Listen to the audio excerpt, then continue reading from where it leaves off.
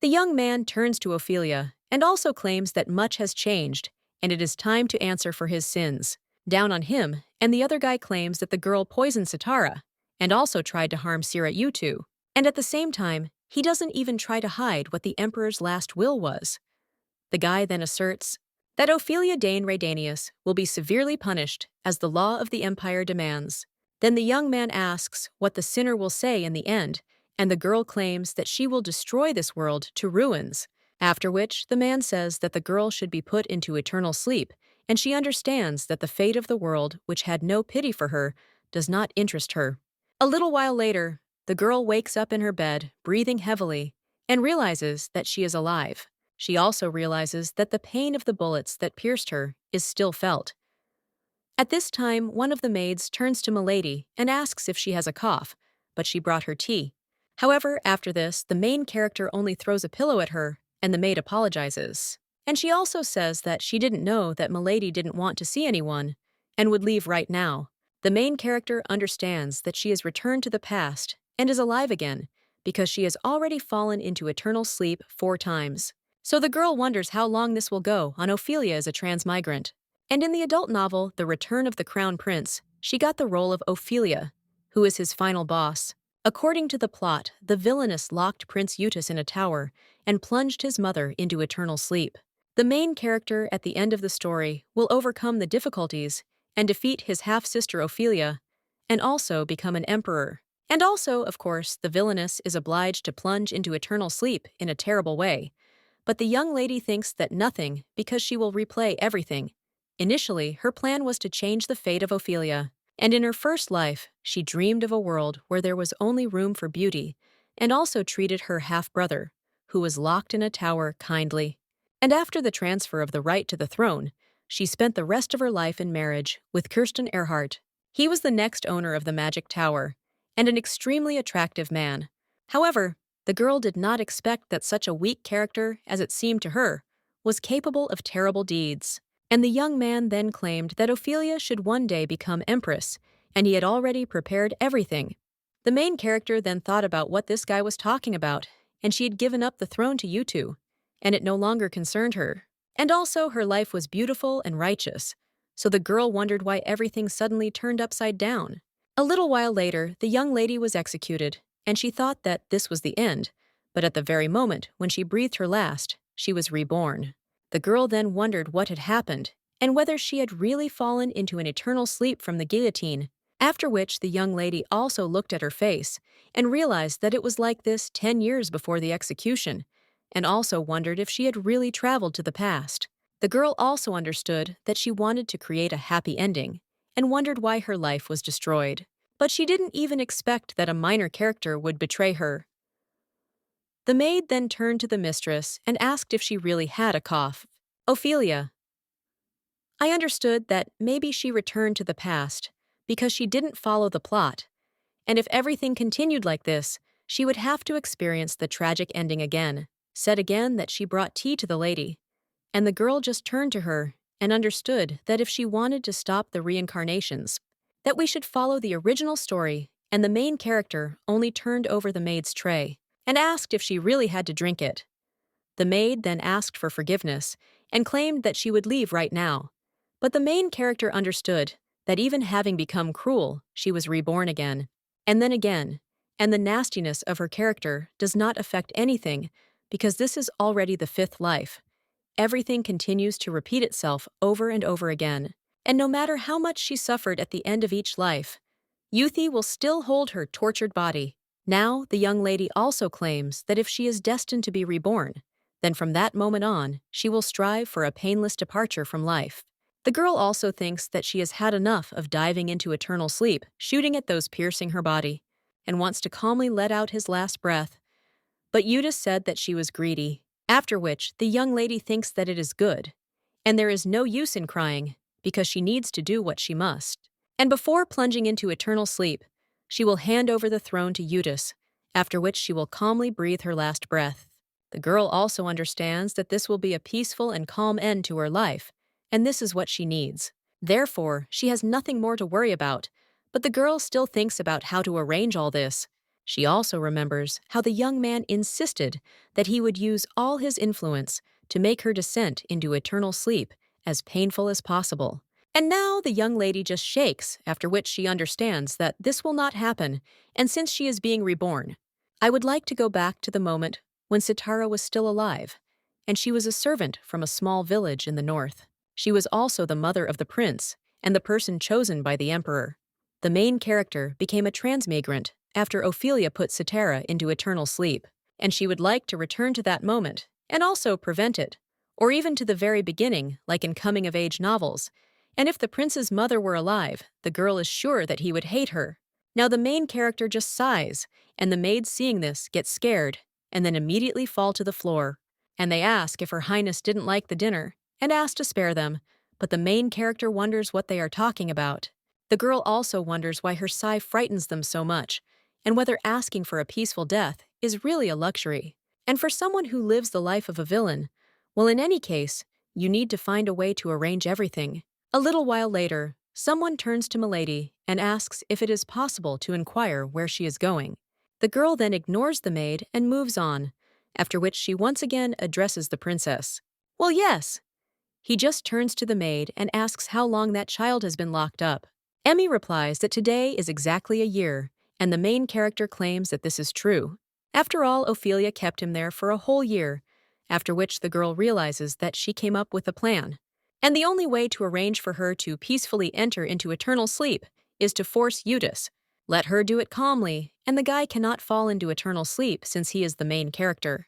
And this is his privilege, because if she could end his life, Tony would have to try so hard. The young lady also understands that the guy is locked in a prison that only looks luxurious from the outside, but even in such conditions, he never caught a cold. And in other words, if he can't be put into eternal sleep, then it's better to torture him. But the girl thinks whether this guarantees her a peaceful end to life. But then she can still with her head and understands that there are enough doubts, and also she will cope and must fight.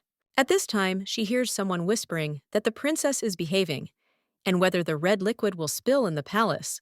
After which the young lady thinks that what a life for a villain at this time, someone enters the boy's room.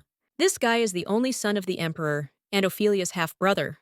The maid then turns to him, and the boy only tells Shanna not to worry, because he was just lost in thought looking out the window. After which, he also asks if it wouldn't be great to get out of there and take a walk with her on such a sunny day.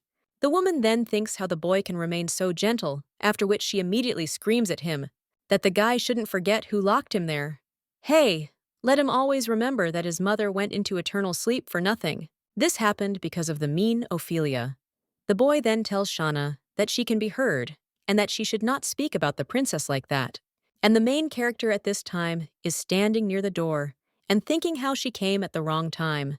Then she also turns to the maids and tells them to stay there and not to make her repeat it. Shanna at this time asks Uthus to be patient while he is alive, and the emperor will save him. The main character then enters the room and asks if this old man is serious about saving the boy.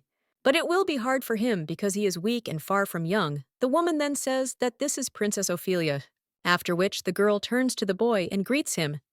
However, at that very moment, the maid jumps up in front of the young man, and he asks why the princess came there and why she promised not to touch Sir Utah. The main character then asks what the woman is afraid of, or whether she is asking to be put into eternal sleep. The main character then realizes that she shouldn't have spoken like that because she lived Ophelia's life for a very long time and is used to speaking like a villain. At this time, the young man turns to his maid and tells her to beg the princess for forgiveness, because if something happens to her, then The main character at this time understands that Uthus loved her very much in her first life. While having become emperor, he sentenced her to execution, and if you think about it, then that love could have been fake. So now the young lady claims that it is a trifle, and they will forget, and also turns to the boy, after which he asks if he would like to leave there. The maids at this time lean against the door and try to eavesdrop. Then, one of them asks what the princess just said, and whether she really asked if the boy wanted to get out of there. After this, the young man only looks at the main character in surprise, and then turns to Her Highness, and asks if she really came to take his life. Opilia understands that she had to make such an expression on her face. Butane actually wants from Togo, and asks why the young man thinks so. The boy then replies that it is because he knows that she would not let him go without reasons, and if he does let you go, he will send you somewhere like a battlefield, and that is not much different from execution. Opilia understands that although he trembles with fear in front of her, he is filled with the desire to live. At this time, the maid turns to the princess and cries out that Sir Uthus is gone, after which she asks why this is so suddenly and how they can believe her. However, the main character only smiles after this, which frightens the young man. A little Opilia then asks Uthus, is he really expecting the emperor to save him? Then the girl gets up and says that it looks like he didn't get the message, and the emperor, that is their great father, has become mentally weakened, and any day now he will no longer be capable of anything. And since he is going to lose his life, he will soon be reunited with Cetera. And now she is the only one who can get him out of there. The boy then asks in shock if this really happened to His Majesty the Emperor, and one of the maids claims that she thought it was somehow strange that the girl was asking if Sir Uthus wanted to go out, and she wasn't sure whether she should come. So now the maid asks why she should scare the boy even more, and what she had planned. The main character at this time pokes him in the forehead and claims that she has said enough. So now let the young man think for himself what situation he found himself in, and who is his lifeline. The boy at this time only looks menacingly at the young lady, and she understands that this is it. In the face of Uthus, there is determination and strength, and it is also the face of a man full of hatred, which brought her to the guillotine, and after many reincarnations, she thought for a long time about what had destroyed her first life. But it wasn't just her husband who was to blame, but Opilia herself had done something terrible. One day she called Cetera into her room, after which she claimed that she thought the woman knew that the emperor had no feelings for her. The brunette then only asked Princess Opilia for mercy. However, the girl only claimed that she would be the one to send, so she has to eliminate everyone who stands in her way. The woman then begged the princess and claimed that if it was possible, claim anything and her life will be in her hands, so she asks to spare Uthus. The main character then put down the knife and turned to Cetera, and also asserted that one must answer for one's words. But a little while later, someone turned to Milady and cried out that something bad had happened. After all, Mrs. Cetera poisoned herself and fell into eternal sleep. The main character was in her room at that time. While the maids were looking after her, she also talked about what a sad ending it was. In her first life, the girl told the guy that they needed to be friends, but he seemed to think it was a joke. Now the main character quickly opens the door, and the maid immediately runs away. Opilia claims that she doubts that the boy will believe her, even if she swears not to touch him. Therefore, the choice remains his, and either he will gather courage and leave there, or let him stay there and be afraid further. After which the young lady asked what kind of life he would prefer, and then turned to her maids and said that they were leaving. One of them then thought about what a poor boy he was, because he was so intimidated that she was afraid he would live in the shadows for the rest of his days. Well, then the main character feels something, and when she turns around, she sees that it is that same young man, and he holds onto her dress and then claims that he wants to go out and also wants to live outside. And he doesn't know what the lady has in mind, but he doesn't want to stay in prison.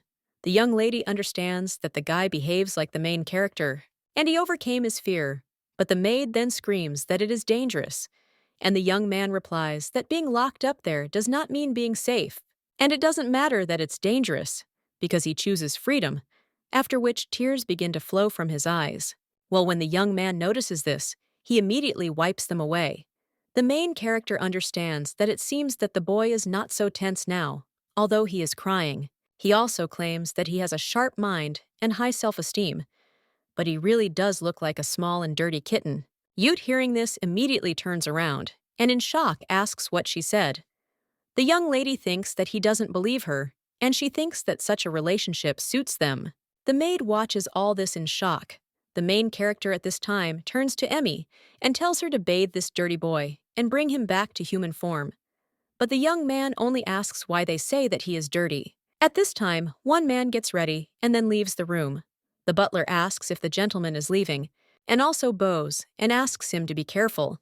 A little while later, the maid is already washing the boy, and one of them says that she will add hot water. The other one then claims that she will add lavender, and now they can add water with lemon and herb infusion. And perfume in turn because there are only 42 bottles there. They also handed the boy an outfit and claimed that it was simple. The young man then wondered if this was really a simple outfit, but the maid claimed that she had chosen it based on the master's wishes. At this time, another maid approaches him and claims that she has brought clothes. But when he sees how the maids hand him new clothes, he asks what they are doing, because this is already too much. After which he takes a comb and begins to comb his hair while the maid looks at him. He claims that Sir Ute is simply shining. The young man thinks that now he is clean enough, and the girl will no longer call him dirty. A little while later, they come to the garden, and the guy thinks that it is amazing, but he didn't know that such beautiful places exist. And until the princess found him, she was able to properly prepare for immersion into eternal sleep. He also turns to Shayna and tells her to look at what a beautiful greenhouse there is. However, the woman only tells the Sir that Princess Opilia is dangerous and that he should not let his guard down. At this time, the main character turns to the boy and invites him to go have breakfast. At this time, the maid accidentally spills a little tea on the mistress's dress, after which she apologizes for it. But Opilia says that it's nothing. The boy at this time understands that Shauna is partly right, and although it's stupid to be afraid of everything, he also needs to relax. Well, he still can't know when the princess will change her mind. The main character just sighs at this time, and he understands that now that this stubborn man is free, it would be nice to take a break. After which the boy sits down opposite her, and the main game does not understand that this is very awkward. Again, she eats opposite Yuta, and also thinks that she just wants to avoid catching something from him at once, but she can't tell him that. After which the girl claims that from then on, if nothing changes, they will have breakfast together, and he will learn a lot of what a prince should know. After which the young man in shock asks if she really said that he will learn what a prince should learn. The maid then asks if the girl really called him a prince and if the world is about to turn upside down. The main character claims that history, economics, humanities, mathematics, and etiquette are what he needs to learn. After which the young lady understands that in addition, it is necessary for him to study imperialism, but this is still a long way off. Opilia also claims that he still needs to take up fencing, and the boy is in shock at this time, and he wonders if the girl is really going to put him into eternal sleep in this way. Well, then he is a little surprised, because he sees the young lady smiling. The girl stings that now he looks like an aristocrat, and she also suggests that he start eating. At this time, the boy is thinking about what this girl has planned and claims that he does not yet know how to use the devices correctly. And when he tries to eat, he loudly bangs them together, and the main character claims that he shouldn't blame himself for what he hasn't learned.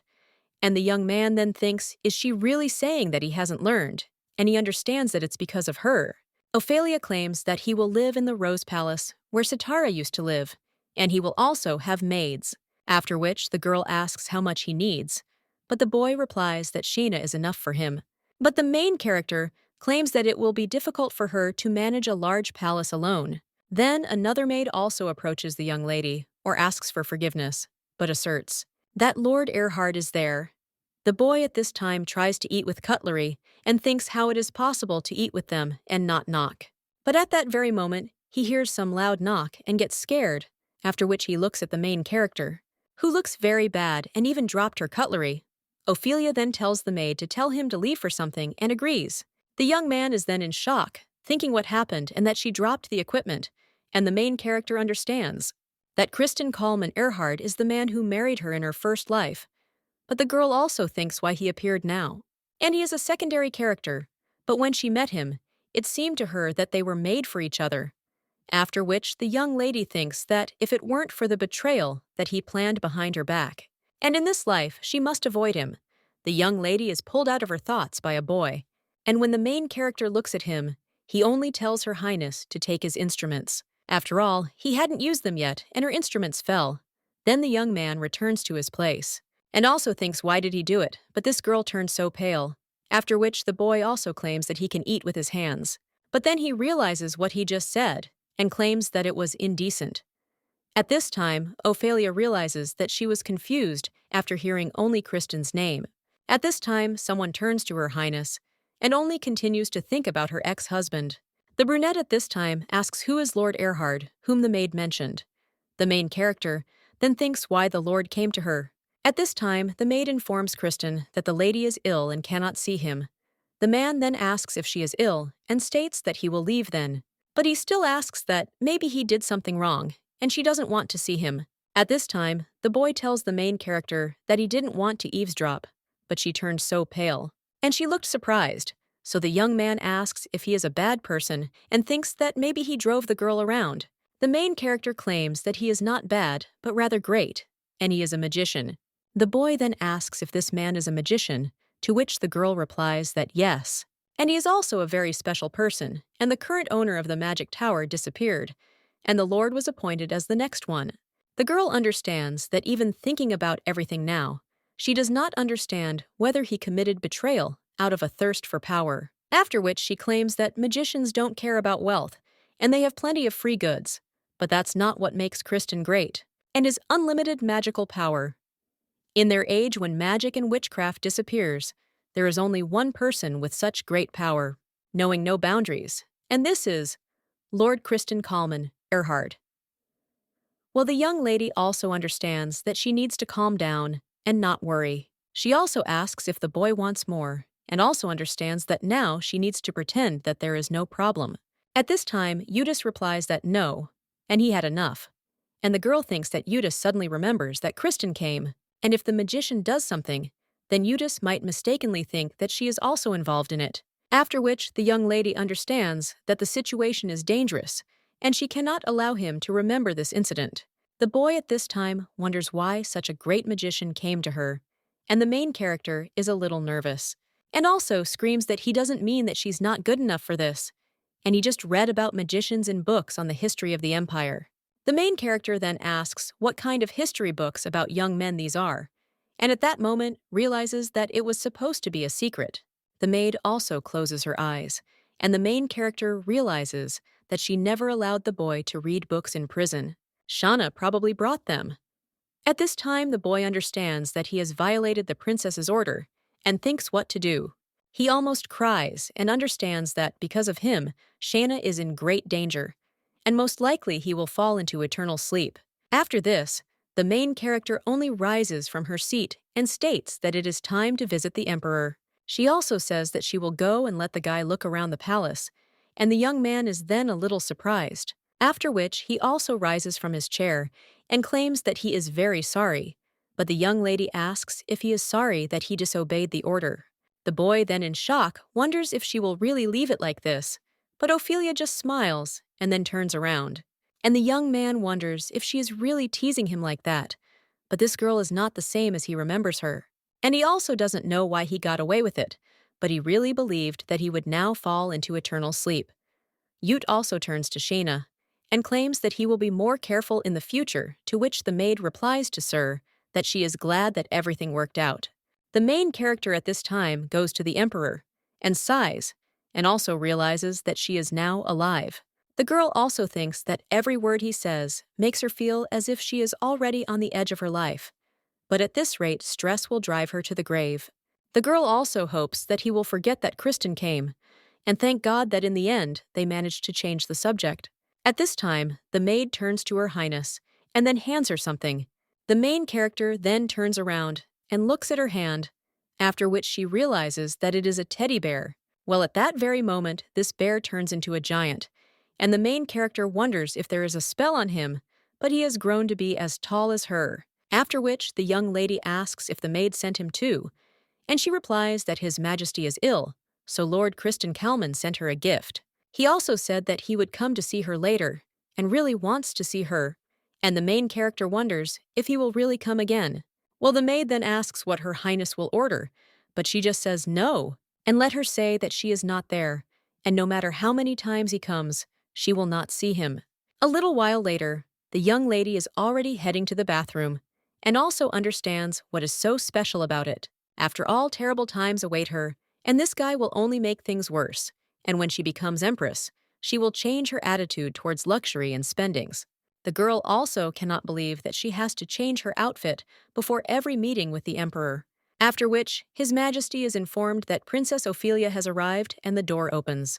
The girl understands that this is the emperor who lives in the inner palace of the sun, and she always hated spending time with him, so she understands that she will quickly put the documents down and leave.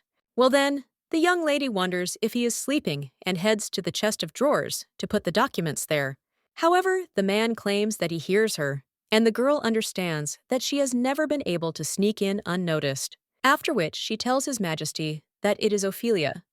The man pulls back the screen, and also says what a cruel girl, he is the emperor, and also the father of Opilia and Uthus, named Cain's Dain Redani.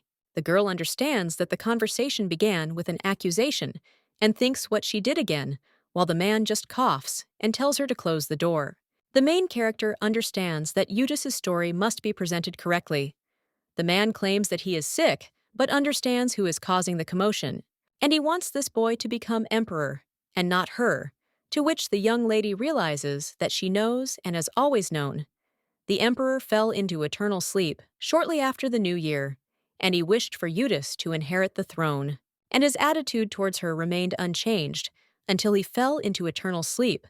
So the man asks why she is so heartless and cruel.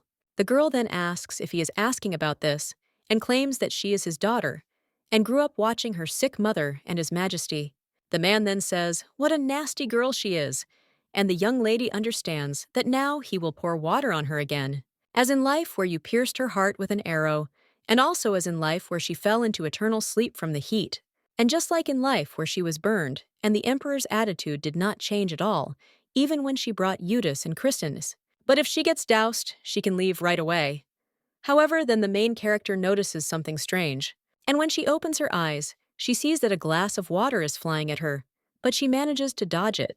The man at this time only asks if she thinks he's funny, after which he coughs. The young lady understands that she managed to dodge, and the emperor is only interested in whether she will plunge her only brother into eternal sleep. The young lady then claims that he blames only her, although he himself turned away from Sitara, who was originally a servant, and if he had a son from a noble lady, he would have felt so sorry for Uthus.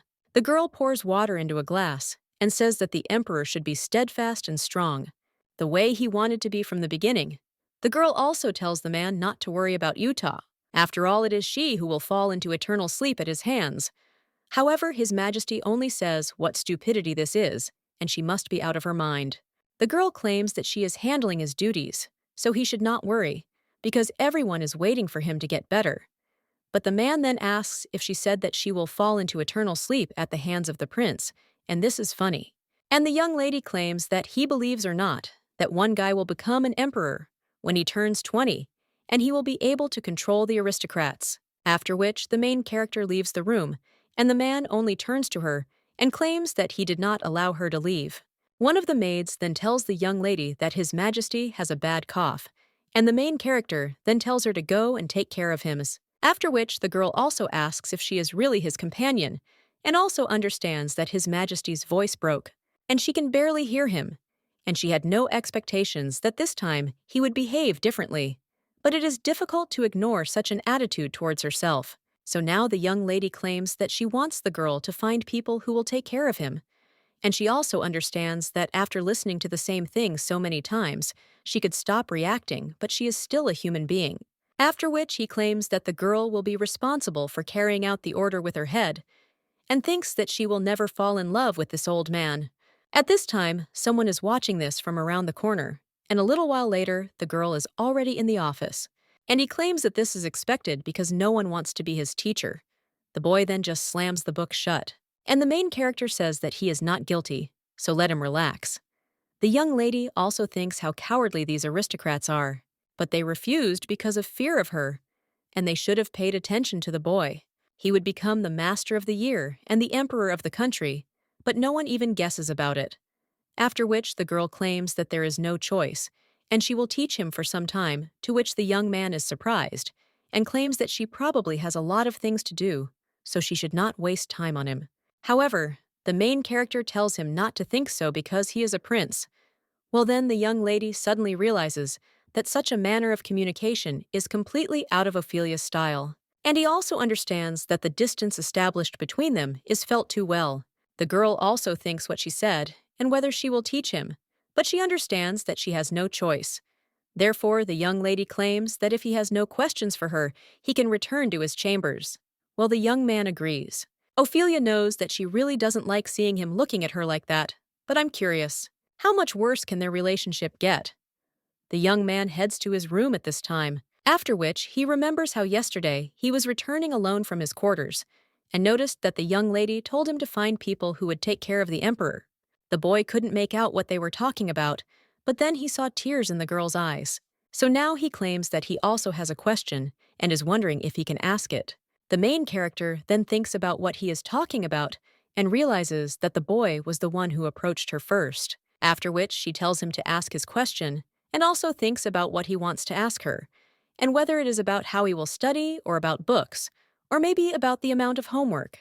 But the young man only wonders why she didn't put him into eternal sleep immediately when he left the tower. Ophelia is surprised by this, after which she asserts that, as she said earlier, it can be used, and he is obliged to do something when he grows up that is the whole answer. The young man only remains silent after that. And a little while later, the main character is already clutching her pillow and realizes that he has come again. And the Lord must soon get used to the fact that he is being sent away for the same reason. And also her plan has only just begun to be implemented, and much still needs to be prepared. At this time, someone turns to Milady and claims that it is Emmy, and also asks if she would like to take a bath now. The girl then replies that no, she should let the maid come to her. She also understands that something has changed. And Emmy brought her a new negligee and even changed the mattress, because this one is clearly softer. The maid then does so, and then hands the young lady a flower and says that it is for her. The main character then thinks that it is strange and does not understand why the maid smiles like that. And Emmy claims that such a flower can only be obtained in the mountains in the north, and she was also afraid that it would wither by tomorrow, so she brought it now. Ophelia realizes that she has heard about this flower, and it glows brightly at night. The girl also realizes that only aristocrats can get it, and the mountainous region is in the north, and it is also the habitat of various dangerous monsters, and it is an abandoned, desolate, and lifeless land. It would be impossible to deliver the flower from there by regular transport, and the young lady wonders who delivered it. This again, and the maid at this time claims that he sent her, Lord Kristen Kalman Erhard, after which the young lady claims that he must have used magic, and also understands that it is this. Kristen again, the maid at this time, claims that her peignoir, new mattress and flower were also sent by him. The young lady then realizes that he also sent a teddy bear, and also wonders what is wrong with these gifts. And now it is clear why the maid smiles like that. Emmy at this time claims that, moreover, the Lord said that he would return to see the lady again, and the main character understands that the chance of falling into eternal sleep has not become less, and she even has a headache from this. The girl understands that she has a premonition that she is in danger regarding Kristen, and it is too early to do anything, but she cannot allow him to continue to worry her. After which the main character turns to Emmy and asks if she has commoner clothes. The maid is a little surprised and asks why the mistress needs it. But a little while later, she realizes that this is how her journey with the mistress to the afterlife began. The girl understands that she is the princess's servant, and her mistress is a villain, so she always lives in fear that someone will put her into eternal sleep. Today, they are walking down the street like ordinary people, and judging by the way Lord Erhard is courting Milady, they agreed on something, and today, the princess again decided to run away from the palace to the city. Well, if someone finds out who they really are, then they are finished. The girl also understands that this is the outskirts of the city, and she has never been there.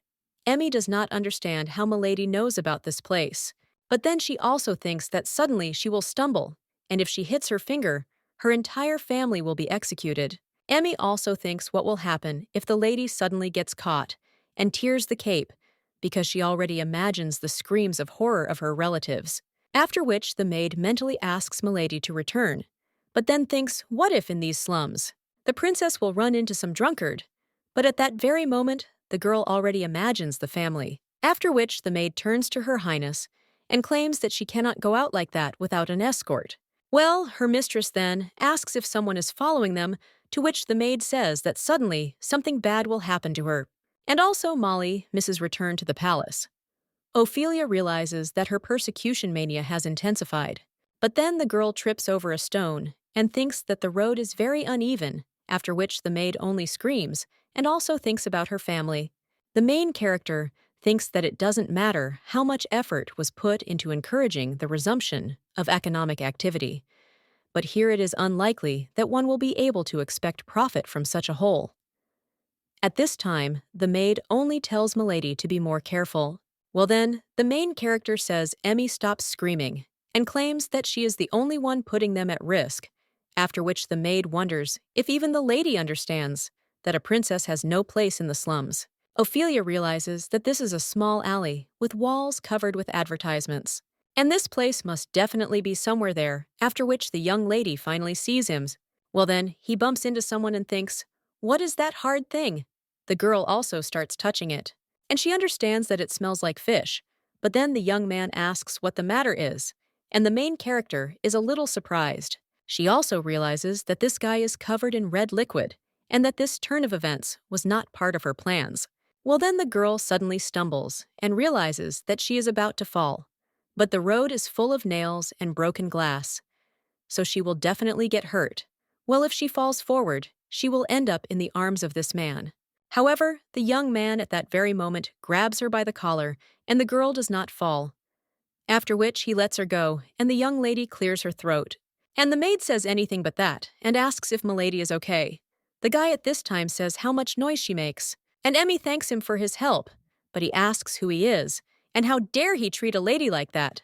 Opilia then tells the girl to stop, and the guy only claims that the young lady intended to lead her into this alley, and he thinks that her motive is obvious, after which he asks if the maid sees that the coachman is lying there, and she will share his fate.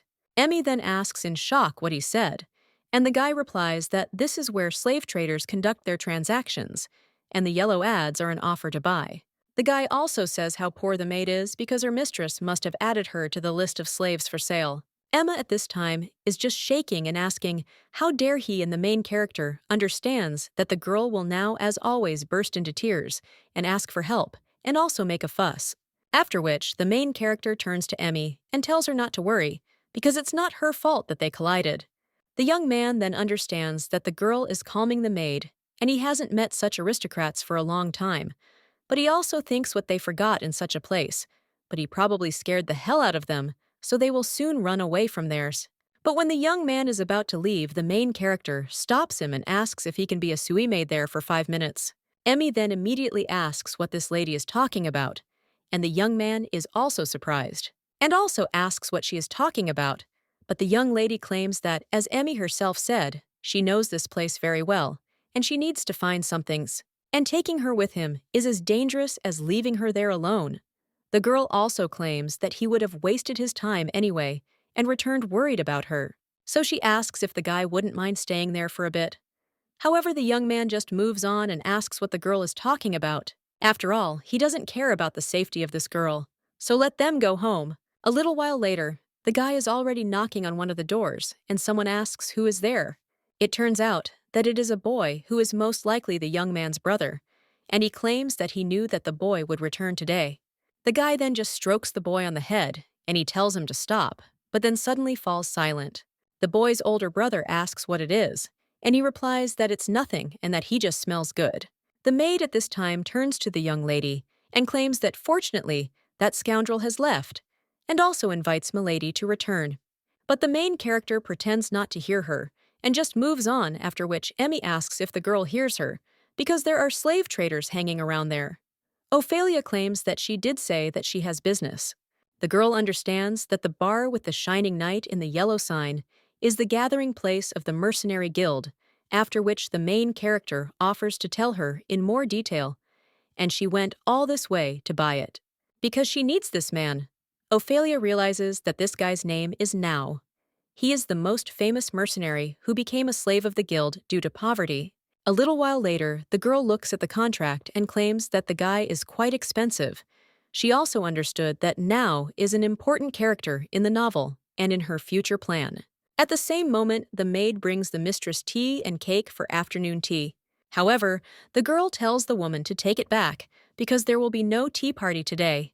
The woman then replied that she understood, and the main character again turned to the guy and asked where these cheesecakes came from, but he only insisted that there was no point in stirring up the past. And now she is his mistress and the most important person for him. Opilia claimed that this is a commendable detachment, and the young man only understood that this girl had a familiar smell, after which she took the contract and claimed that, as he himself said, she was now his mistress. So let him answer where these bruises came from and why he was sold to her. Opilia wondered who had the guts to do this to such an important character in the novel. This guy with a keen eye and an icy voice. His unfriendliness and hostility towards others had been fueled since he joined the mercenaries. He may seem unkind, but he loves his younger brother very much, and no matter what people say, he is the reader's favorite character. The girl also thought how they could sell her a slave covered from head to toe in bruises, but still he understands that, as his new mistress, she will restore the justice that he deserves. And if her slave was beaten for no reason, she will lose her temper. The young man claims that this punishment was chosen for him by his previous owner, Gil Jin, and he became furious when he was told that he was being sold to an aristocrat. The young lady then sits down on the table and just snorts, and then claims that he knew in advance that she was an aristocrat. But the young man claims that it doesn't matter, and from now on she is his mistress forever. The main character after this only tries to hold back her laughter, and I thought, how could he be so naive? But I still understood that I needed to get down to business, after which she asked the boy how long he planned to continue kneeling and whether he could untie the knot. The young man immediately tore the rope from his hands, after which the main character came up to him and took off the bandage and also said that he was a good boy, and according to tradition, the blindfold from the eyes of her slave must be removed by the mistress. Then the young man remembered how this girl asked him to stay with the maid for 5 minutes. And in shock, he asks if she is really the one he met yesterday in the alley. The main character then only smiles, and she also approaches him and claims that her name is Opilia Dane Raidani, and the guy has probably heard this name because she is the crown princess of the empire. And the guy is then shocked and wonders if she is a princess and if this place is a palace. But the main character tells him not to be too surprised. After all, she wants him to become her bodyguard and some kind of mercenary. After which the young man thought, does she really need a mercenary? But the crazy princess is planning an attempt on someone's life, and her target is most likely the prince. After which the young man immediately cries out, does she really want to do this to the prince, and claims that he cannot fulfill her order?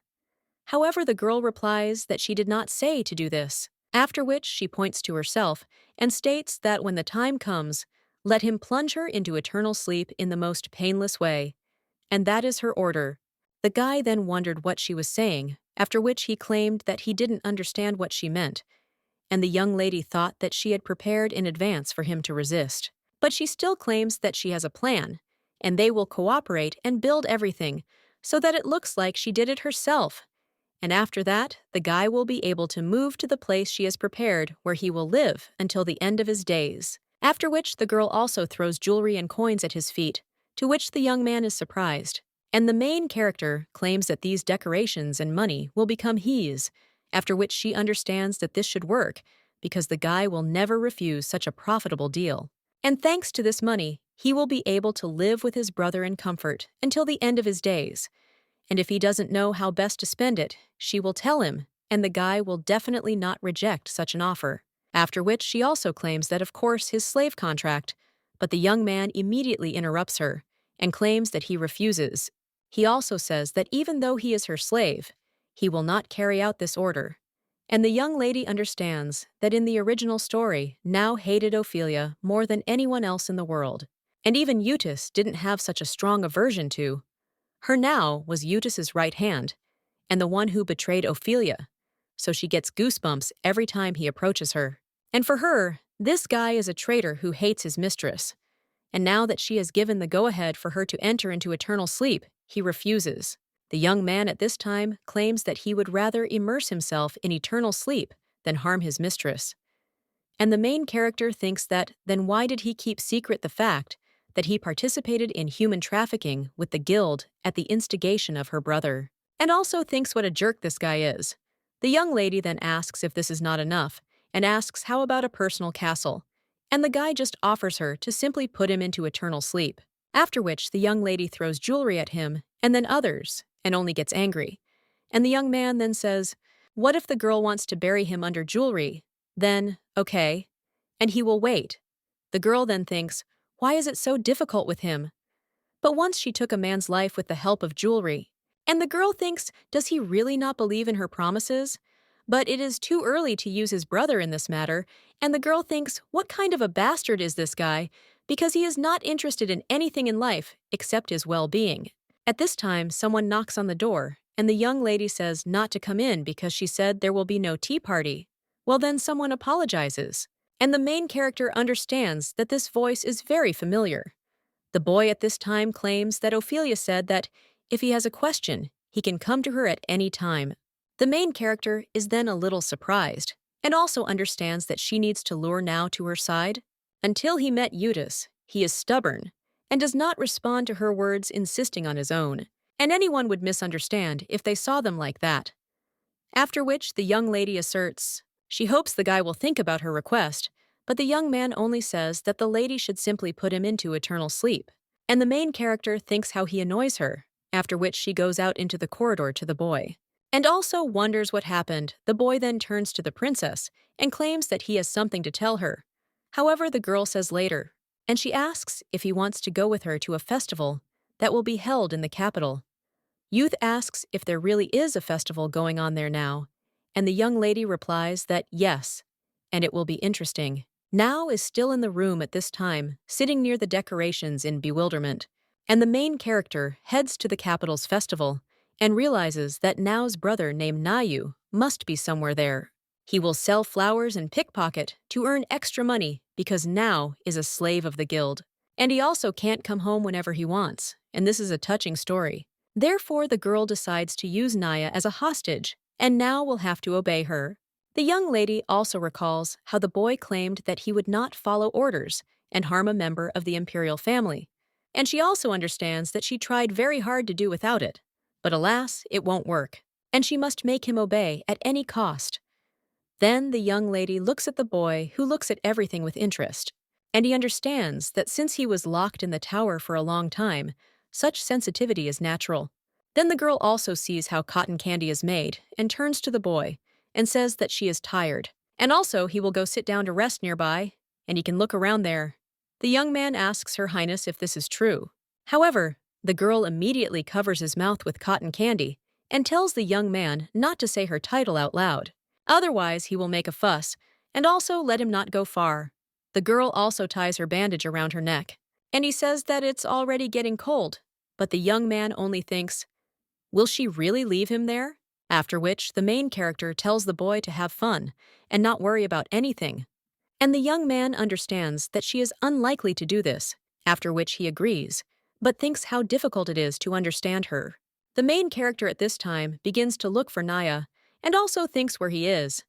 Uthus at this time is heading around the city, and he looks around and also realizes that fortunately Shanna gave him some money, and it was a whole 5 shillings. So he's going to have a blast, and now the young man is thinking where to go. At this time, one boy approaches him and asks if he wants to buy flowers. He also asks to buy some because they are cheap, and it is only 5 shillings. And also the young man can give them to someone as a sign of respect. This boy is Nao's brother, named Nayu Yuti, then thinks of these flowers. And a little while later, he already flies up to his sister. The main character is then a little surprised and thinks that he returned quickly, but she hasn't yet managed to find Naya. She also understands that it was a mistake for the guy not to call her princess, but she didn't expect him to call her sister, and the girl asks if he's back yet. But the boy only hands her the flowers and asks her to allow him to give them to her, and also thanks the lady for taking care of him. And she has a lot of things to do, but she is engaged in his training. Therefore, the young man also thinks that the princess is unpredictable, and Shanna always said that this girl is dangerous. But still, he doesn't like to see her tears, and the guy thinks whether he should ask her not to cry anymore. However, then he only claims that he simply bought these flowers and wanted to give them to her. The main character then smells them, and then the young one claims that they smell nice. Opilia also strokes the boy's head, and he gets embarrassed and understands that he needs to try to say something and then thanks her for letting him go. Opilia. He claims that when he returns, he will sit down to study economics, and the young man asks what she is talking about. And the main character claims that if he blamed his scarf on this flower, then he made a big mistake because it cost 400 gold bars. So when he returns, let him sit down with his books. After this, the young man only looks at his neck and realizes that the scarf that the girl gave him is gone, and also does not understand when he managed to lose it. And he wonders if that child really took it. But the man standing next to him offered Naya to let him look at these flowers closer, after which the young man approached Uthus, and at that moment took off his scarf. Now the young man only screams that Niyu did it. After all, he bought a flower from him, and he most likely robbed him. The main character then thinks whether this guy bought a flower from Nayu, and thinks that it is excellent, because as the main character, he was in the right place. The boy then claims that if they return for this guy, they will still be able to return the flow. But the main character only thinks, did Yuta really steal from Naya? A little while later, they are already heading there, and the main character asks the boy to wait and offers to go together. The girl also understands that she can't keep up with him, and she came to find Naya, but not in the same way. A little while later, the boy already sees Naya and screams that it is him, after which he menacingly addresses him. And he also tells the guy to return his scarf right now, but then he sees how the young man falls to the floor, after which he asks someone to help him, and behind him stands the same pumped-up guy who was with him before.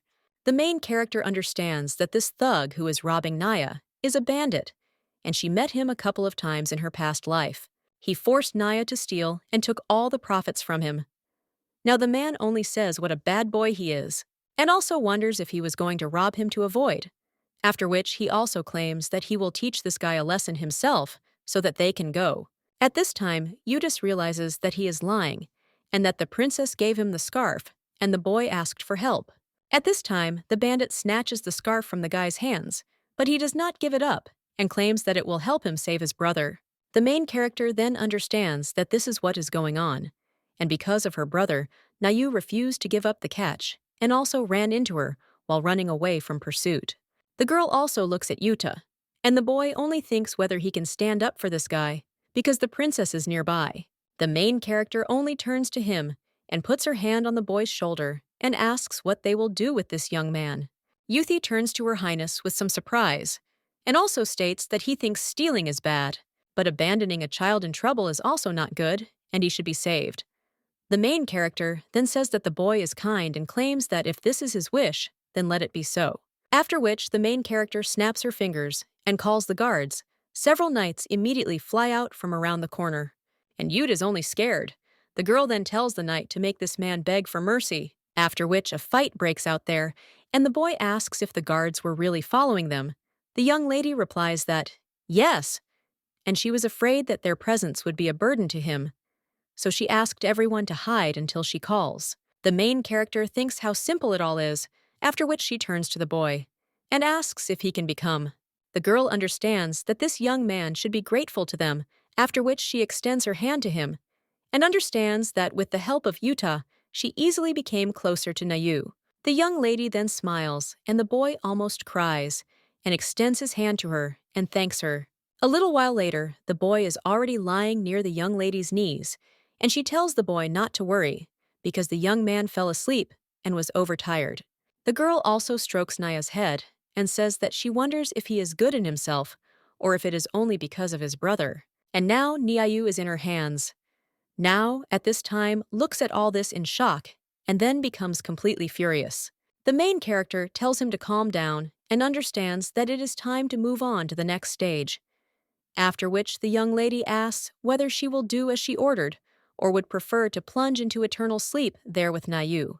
Well, after this, the young man just gets down on one knee and claims that since Nayu is with the lady, he cannot help but obey, so he will become her servant and will be on her side for the rest of his life.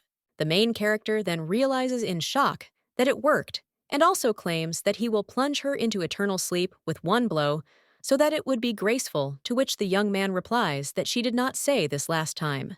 The girl claims that they will discuss the details later, and she definitely mentioned a painless end to life, and the guy claims that it will be fulfilled. Opilia understands that Now is naive, and therefore believes everything, after which she suggests going out for Now, so as not to disturb Now's sleep. And then they head into the corridor, after which the young lady throws something to the young man, and he immediately grabs it. Well, when he opens his palm, he doesn't look there, but asks what it is. The girl replies that it is a shape-changing ring, and it is a precious object made of magic stones. And also, from now on, she will call him Sir Philip, and let him get used to his new identity, and also act thoughtfully from now on. The young man then puts the ring on your finger, and asks if he can ask you a question. The girl wonders what kind of question this is about the guy claiming that he thought a lot when he was alone. So he wonders why a person like her, who has everything, is so eager to plunge into eternal sleep. The young lady is a little surprised by this question, after which she states that she would like to answer so that he understands, and now addresses him as Philip. At this time, the maid is very nervous, and one of them asks why this had to happen on their shift, because if the princess finds out, then they will be finished and heads will roll. A little while later, the main character claims that from that day on, Nayu will live in the armory. So let Uthi become friends with him, and there is also someone else she needs to introduce to them. After which another guy enters the room, and the young lady claims that in the future, he will serve you too. And this guy's name is Philip. The young man then claims that his name is Philip, and the main character understands that these Kara are great. After all, he became a completely different person. Uthus wonders if this guy is really going to serve. Even the wind can blow him away. At this time, Philip turns to the prince and claims that no matter what he orders, he will do everything which frightens the young man. And the main character just pokes him in the side and whispers that now he is not a mercenary, but a servant. So let him make a simpler face. After which the young man apologizes and understands that he is not used to it yet. He also claims that he wants to thank the prince and Naya in advance. The main character at this time only smiles and understands that the festival will end and winter will soon come. And after that, the emperor will rest in peace. Then the plot will begin to come to life in full. And even though the future, in which a bad ending awaits her, cannot be changed, but her end will be terrible to me, and now will plunge her into eternal sleep. The young man at this time asks what happened to now. It's not like he's staying in the palace because of threats. The young lady claims that he, like him, is hired to be Uthus's partner. And also, housing and security are guaranteed, as well as a huge amount of money, thanks to which the brother will not have to work for the rest of his life. The girl claims that she arranged everything better than his older brother could, but Philip then tells the lady not to joke, because Nayu is still a child, and if she harms him, he swears that. However, the girl interrupts him and asks if he will really plunge her into eternal sleep, and it is charming. The guy then asks to take his words seriously. However, when Opilia steps further, then suddenly smoke begins to envelop her, and Philip, still worried, turns to Her Highness. "Smoke is this? And also whether someone is really trying to kill the princess." The young lady then says, "No," after which they see bunnies, and she thinks how obvious and such a mischievous and blushing spell could only be used by one person. The maid at this time turns to Her Highness and apologizes, and also claims that they told him that she refuses to accept him in her place. But while she was with the prince, she was at the festival. Then Lord Kristen came and cast a spell on the garden. Philip then asks what they were talking about, and he claims that if they know who is behind this, they should seize him. But the main characters do not answer, that this is not an assassination attempt, but a gift from a guest. After which the young man asks if they are serious because such actions are from Undertishka. This is a declaration of war. The young lady only tells him to watch where he steps, but at that very moment, a rabbit flies out from his partner, and he claims that he must grab it. The main character understands that now is right because Kristen will not give up and will continue to come. He will attract attention with his noisy gifts until he leads to gossip. And maybe that's what he wants. The young lady then looks at the rabbit and thinks how cute he is, after which she brings him closer to her and asks why Kristen continues to come to her. A little while later, the girl is already in the carriage, and her maid is wondering why the mistress suddenly decided to go to the Earhart estate, because she herself refused to meet with the lord. After which the maid reports that they have arrived, and the lord looks out of the window in shock, then turns around, and the main character wonders if she made a mistake in coming to Kristen. At this time, the servants scream that the princess has arrived and say that she should be invited to the living room as soon as possible. One of them asks where the gentleman is, and the other replies that he is in the shower. And a little while later, the young lady is already sitting on the sofa. But she understands that it looks like she was mistaken, and also thinks what kind of person this guy is. And she can't understand what his goal is, and whether it really is to ignore her now. The girl also understands that if she loses her temper, everything will be even worse, and she thinks who Kristen really is, and that he is her ex-husband, and also the owner of the magic tower is nonsense. The girl also understands that she knows Prince Uthus very well, but not the princess herself.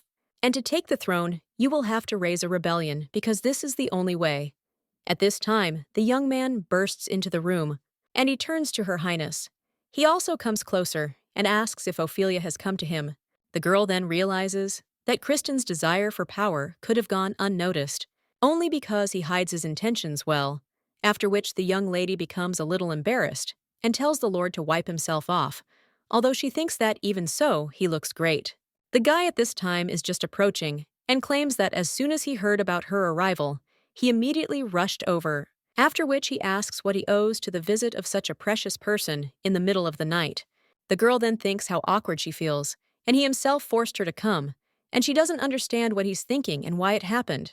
The young lady also looks at his grin and understands that they are twisting her as they want, after which she claims that she has a request.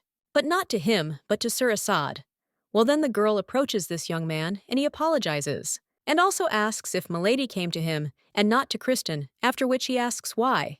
The girl replies that she had heard about his outstanding skills in martial arts, and so wanted to ask him to become the prince's mentor. Surprised after this, and also claims that this is a great honor for him, and the magician just kicks one of the swords. At this time, Assad wonders if the girl really came all this way just for this. Kristen also turns to the young lady and says that it would be better for them to talk in the living room because the training room is dangerous and full of sharp swords. The young lady then says that as for danger, she recently threatened her. Then she realized that it would be impossible to avoid such situations because you stumble upon them like daggers. And also you can cope with them but when young ladies try to lift this sword, then they can. Well, she understands that she thought he was easy, after which the girl claims that if you accept the fact that anything can happen and you don't lose your vigilance. At this time, the magician helps her with his magic, and the girl understands that this is a very useful thing. The blonde-haired boy says that this is beautifully said, while Keynes claims that he is giving her this blade. And he also suggests that Milady get down to business. Well, then the girl comes out and claims that she has no more business with him, so she asks to forgive her for the late visit. But the magician asks if she really will just leave, and also laughs and claims that the girl fooled him. The young lady after this only sighs and thinks that the path to retreat is open, but the guy is interested in whether she still has something to say, because he is ready to listen to everything. The girl understands that this is tricky, but after what happened, she should have asked such a question. However, he lost everything, and the young lady claims that the principal requires a teacher for general subjects. She also understands that it is worth keeping Kristen with her, after which the young man says that it is good, or he will take up training growth. Such is the desire of the young lady. Opilia understands that she needs to keep it with her, just like this blade, after which the girl says that it's great, and she wants to say something else. She then turns to Kristen and claims that she can only rely on him in this matter. And the young lady wonders if he could revive this flower and use a preservation spell on it. The guy then asks if this is lavender, and the girl replies that she received it as a gift, and that the flower, although simple, is dear to her. The guy claims that it sounded sad somehow, and uses magic on the flower. Opilia realizes that when this guy used magic, a warm light poured out of his hand, and brought back good memories. The young man at this time asks to be allowed to say something, and he claims that his opinion is a little different. The main character asks what he is talking about. Well, the guy just stops using magic on the blade, after which the girl can't hold it. The young lady then asks what he is doing, and the magician asks if she knows that there is no way to control a dangerous thing, and the bigger and more valuable the gift, the better. Opilia claims that she will pretend that nothing happened, and let him not send her gifts anymore. But the young man asks why, and she can accept them. After all, she is a princess and therefore deserves all the best, but nothing compares. Says once again that she has another request, and that he stops drawing attention to the Imperial palace. A little while later, she realizes that since then, Kristen has become quiet, and she continues to worry. The worst thing is that she doesn't know what goal he's pursuing and she needs it right now. However, then the girl hears someone clearing their throat and realizes that this is a gathering of wayward, proud aristocrats. That is the Council of the Empire. At this time, one man asks if the lady liked the festival, and since she has rested, it is time to think about state affairs. The girl understands that this is Duke Sarkate. He is Ophilia's maternal uncle and a great man, after which the girl asks what is on the agenda. The man replies that in short, a group of doctors recently visited the slums. They say that they tore the flesh with utensils, similar to tableware, and then sewed it up, saying that it was a cure. The main character wonders if these are doctors, after which she says that it's good, and let there be more of them. Well, the man just bangs on the table and then screams, "What is Milady talking about?" Because they need to be exterminated, and it is their duty. The treatment must be provided by the divine power of the priest in the temple. But the main character wonders if this really means anything, that only the rich and well-born will be treated. But instead of listening to this, she needs to think about her answer to Kristen. Meanwhile, at the other end of the palace, the prince is hiding from someone. At this time, the maid comes up to him and asks what he is doing there. And at this time, Nayu calls him. The maid then says that the prince needs to go back because he has a history lesson with Lord Chrysanis. Uthus was also tormented by a vague feeling. The magician then claims that today is the wisdom of all times and places, and the young man understands that this is Kristen, and he is the person whom the princess sent away many times. His name alone scared her so much that she dropped her utensils, and now he is his teacher. The young man also understands that he needs to find out whether the princess herself appointed him, after which he turns to Sir Asad, who asks what happened. After which, the prince approaches the guy and claims that he heard that Lord Kristen is a magician and asks if it is possible that he brainwashed the princess. The young man with blonde hair at this time claims that his name is Asad Erhard, and Kristen is his younger brother, after which the young man in shock realizes that even his older brother is there, and then it is worth asking her directly. But the guy also understands that they haven't seen each other since the festival. He also looks at Naya, and he understands that since the girl introduced them, does this mean that he is special to her? After which the guy wonders if they are really like brothers. And will they have to compete with each other to find out who is better, and the loser will be eliminated. After which the young man rises from his seat, and the teacher asks if something is wrong. After which the boy simply replies that he is not in the mood and runs out of the room. A little while later, the maid comes up to the young man and says that here he is. Shauna also asks if he really left in the middle of the lesson to avoid having lunch with the princess, and the young man then understands that she definitely said that they would have lunch together, but she will most likely soon offer Naya to join in. The young man also thinks why everything is like this, and does she really consider him her enemy after all this? Shauna claims that the gentleman had a table set in the garden, and when he came there, he saw flowers there, which he gave to the lady and asks if these are really them. Well, of course, he answers that this is true, and my lady asked Lord Kristen to use a preservation spell on them. Uthus is surprised and thinks about the princess, and the girl, at this time, leaves this meeting and says that this is where it can end. Someone then claims that he will ask to bring a simple snack, and they could continue, but the girl replies that no, and the prince is waiting for her. However, when the young lady comes out, her uncle claims that this child is a problem. Opilia realizes that she must make the right choice for both the direct descendant of the founder and the princess's relative on her mother's side. The Duke of the Sarkart family, who has great authority, does not care about Uthus, but the girl is thinking whether she would prefer to talk to the cunning politician, or lunch with Uthus, which will plunge her into eternal sleep in the future, but lunch definitely tips the scales, so she has to quickly come up with an excuse to leave. At this time, someone else turns to Her Highness and claims that they haven't seen each other for a long time. At this time, the boy is sitting at the table and understands that the princess said that they will always dine together. He also looks at the flowers and realizes that he thought she would throw them away, after which the young man sees someone approach the table and confirms that she has arrived. Well, when he looks in that direction, he only sees Naya. The maid tells His Highness something suddenly happened to the princess, so she asked Nayu to replace her at dinner. At this time, the boy will wish His Highness bon appetit. A little while later, the main character thinks how good it is that she left the Duke, but she still thinks why she was called so far away, and why Uthus is leading you and him so cruelly, since they are not relatives. The girl also remembers that she met Assad Erhard there, and she asked what brought him there. Well, then the young man realized that it was curious what a prominent political figure was, how the Duke asked to meet a simple guy, and she is afraid that he will become another expendable material for the Duke. After which she realizes that she needs to chat him up before he says too much about her. Well, when she only addresses the young man, he claims that the girl had come to the Erhard estate for the first time in the middle of the night. Everything the guy says seems to fall like a heavy stone on the shoulders of the young lady, and the Duke only looks at her with suspicion. The main character then asks what brought him here, and the guy replies that he would really like the girl to honor him by showing her how magnificent the big palace is. Then the main character says that they can go, but the Duke asks if there is a need now, to which the girl replies that yes, and now. A little while later, the blonde-haired boy claims that the wind is getting stronger and puts his cape on her. The girl then realizes that no one in the Erhard family has any political competence, and he wants a love scandal to break out regarding his relationship with the evil princess.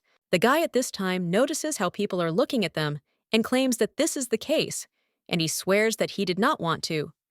The girl understands that she is glad that he at least realized his mistake, after which the young man notices a leaf in her hair and says that he will remove it, but the main character only whispers for him to stop, after which the young man becomes even more embarrassed and tells Her Highness that he is terribly guilty.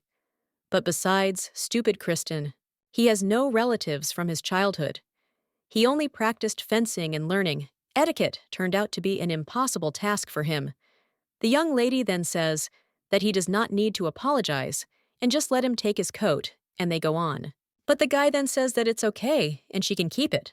But he also says that the girl looks sad. The main character wonders if it is really that noticeable, but the guy just suggests that she move on. After all, the high priest is waiting for them. The main character at this time understands that, even though she tried in every way to distance herself from the Duke, but she thinks that the reason why the high priest wants to meet her is precisely because of him. At this time, the man asks Her Highness if she is really going to just let the doctors get away with it, after which the young lady understands that this is expected, and the meeting continues. The man at this time says that the young lady should personally deal with their arrest. Opilia then asks if he is talking about those who cut other people's flesh to make a diagnosis, while the young man with blonde hair is pouring tea, after which he hands it to the young lady and asks her to drink. But the girl only thinks about what she should do. The whole priest is on the side of the aristocrats, and if she insults them, then Uthus will eventually deal with her cruelly. Well, since she has now in her hands, then she will play this moment out in her own way. So now the girl claims that she has decided about it, that doctors should be encouraged to do good work, and also thinks that she doesn't care about aristocrats. Surprised after this, and also claims that this campaign will meet with fierce resistance, and also interested in whether he can find out the reason for the decision of the young lady. She answers that she is not obliged to explain anything. Well, in short, no matter what the outcome, she will continue to insist on her own. And he also understands that no matter how hard she tries to please him, her problems will definitely not bother them. So this time, let them curry favor with Uthus. The young lady also claims that people need treatment, so they have a responsibility to provide it. And she thinks that even if she has to be criticized, she will still do it. The man then just smiles and says that it's clear that the girl is a good person. The main character at this time is in shock, thinking what they are talking about, and the young man with blonde hair claims that the princess will not let them down.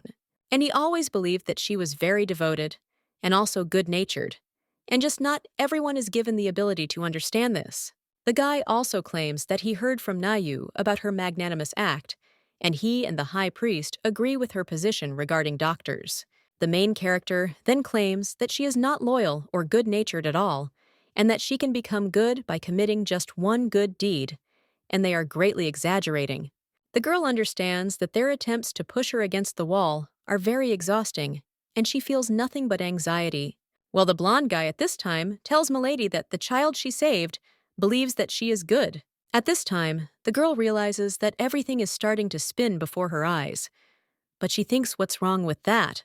After all, although Nayu is smart, he is also too naive and thinks that all people are good.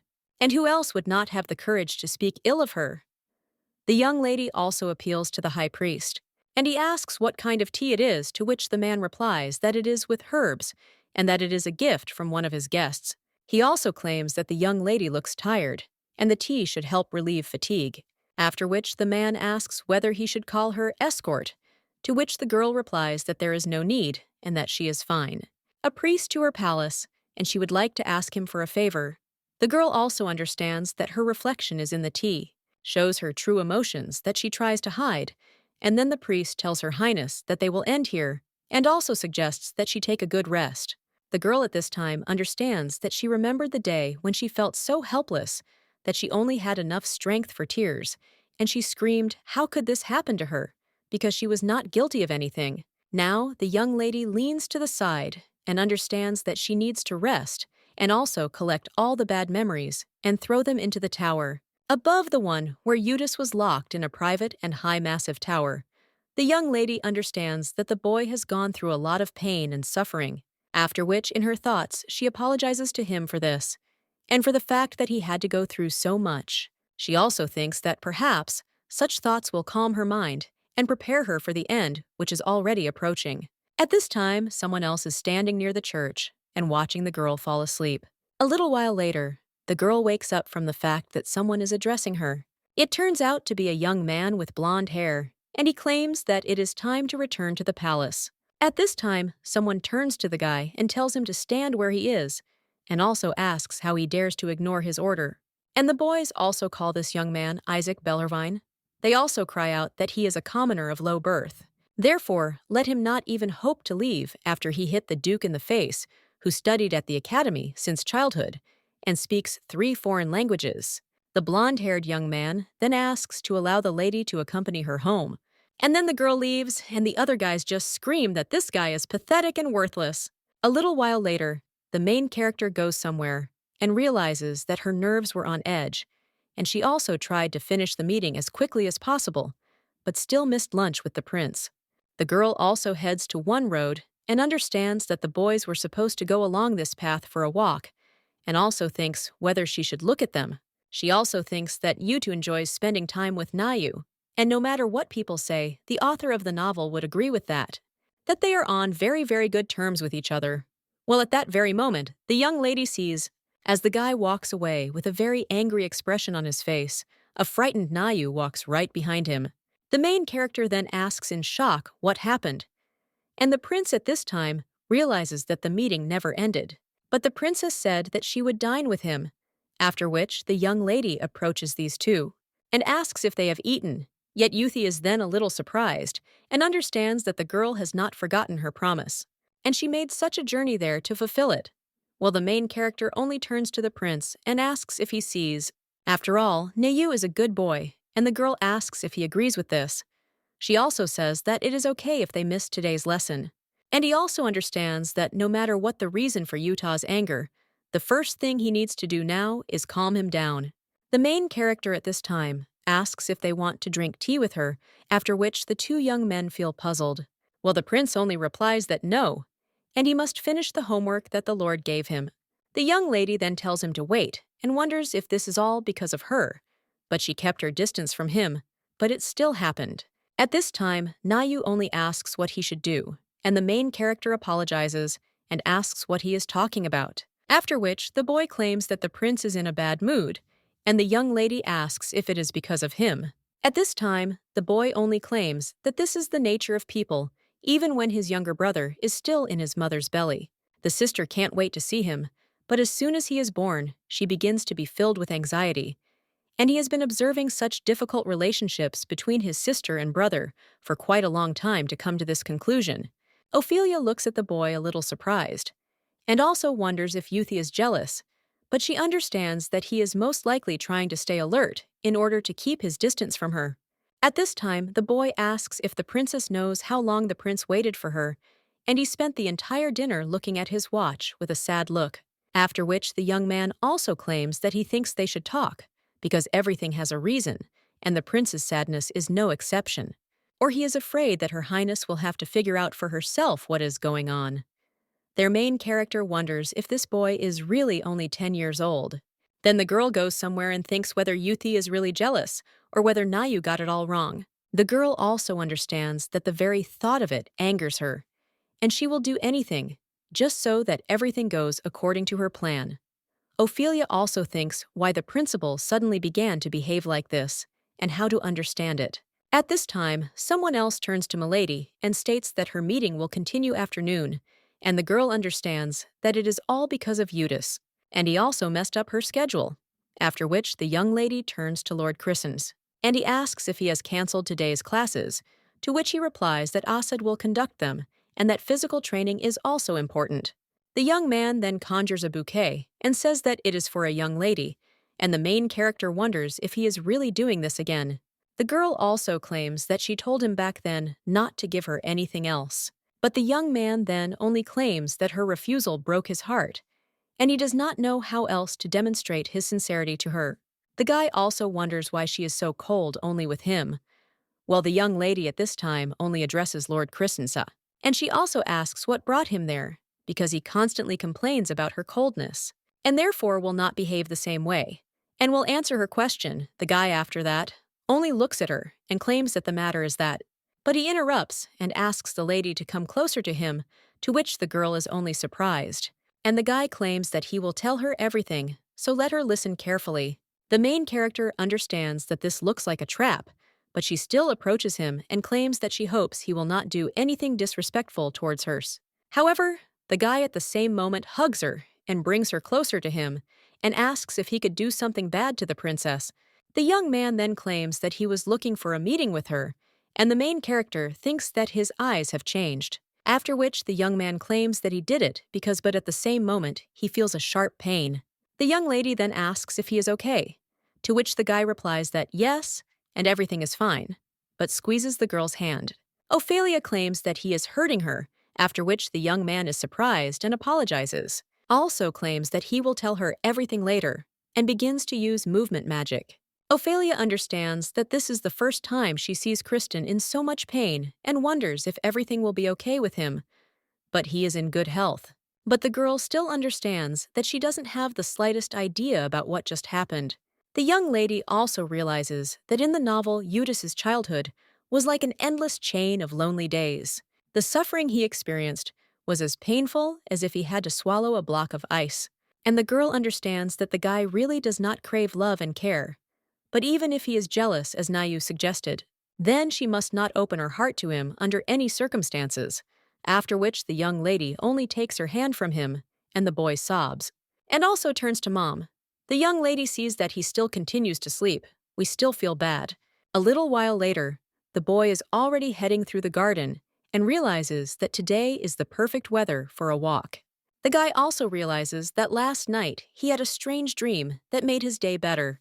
And the young man thinks, isn't this amazing, and puts his hand on his heart, and also understands that this place always hurts. But today, he felt better, and the boy understands that the lesson will start soon, so it's time to go back.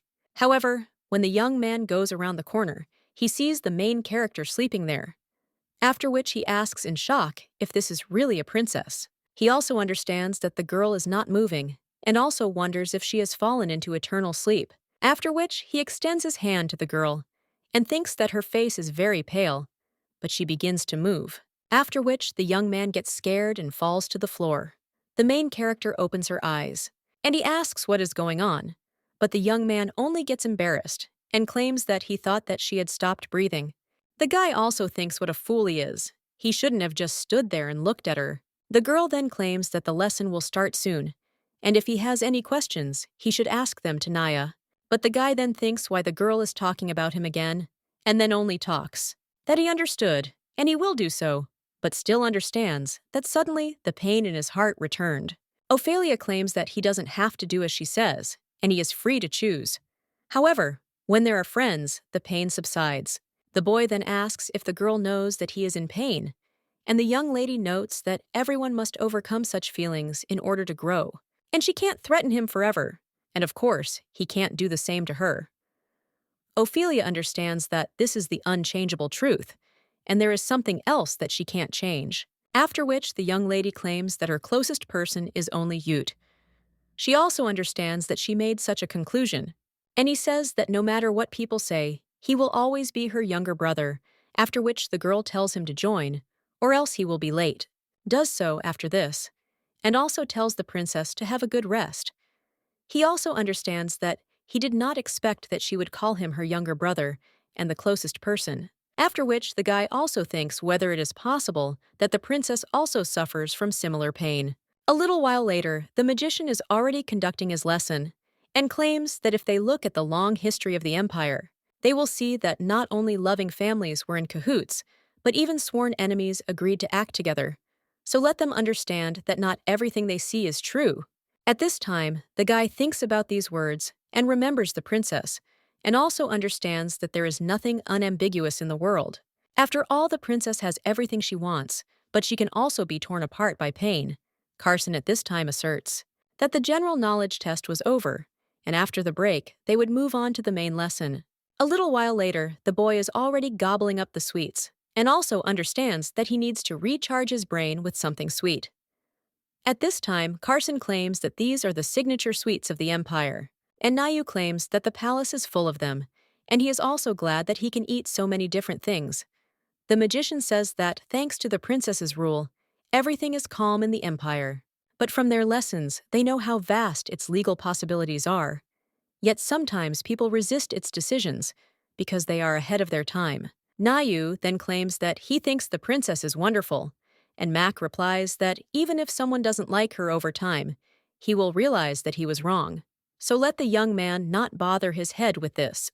The prince at this time understands that the young lady is perfect, but he does not understand why.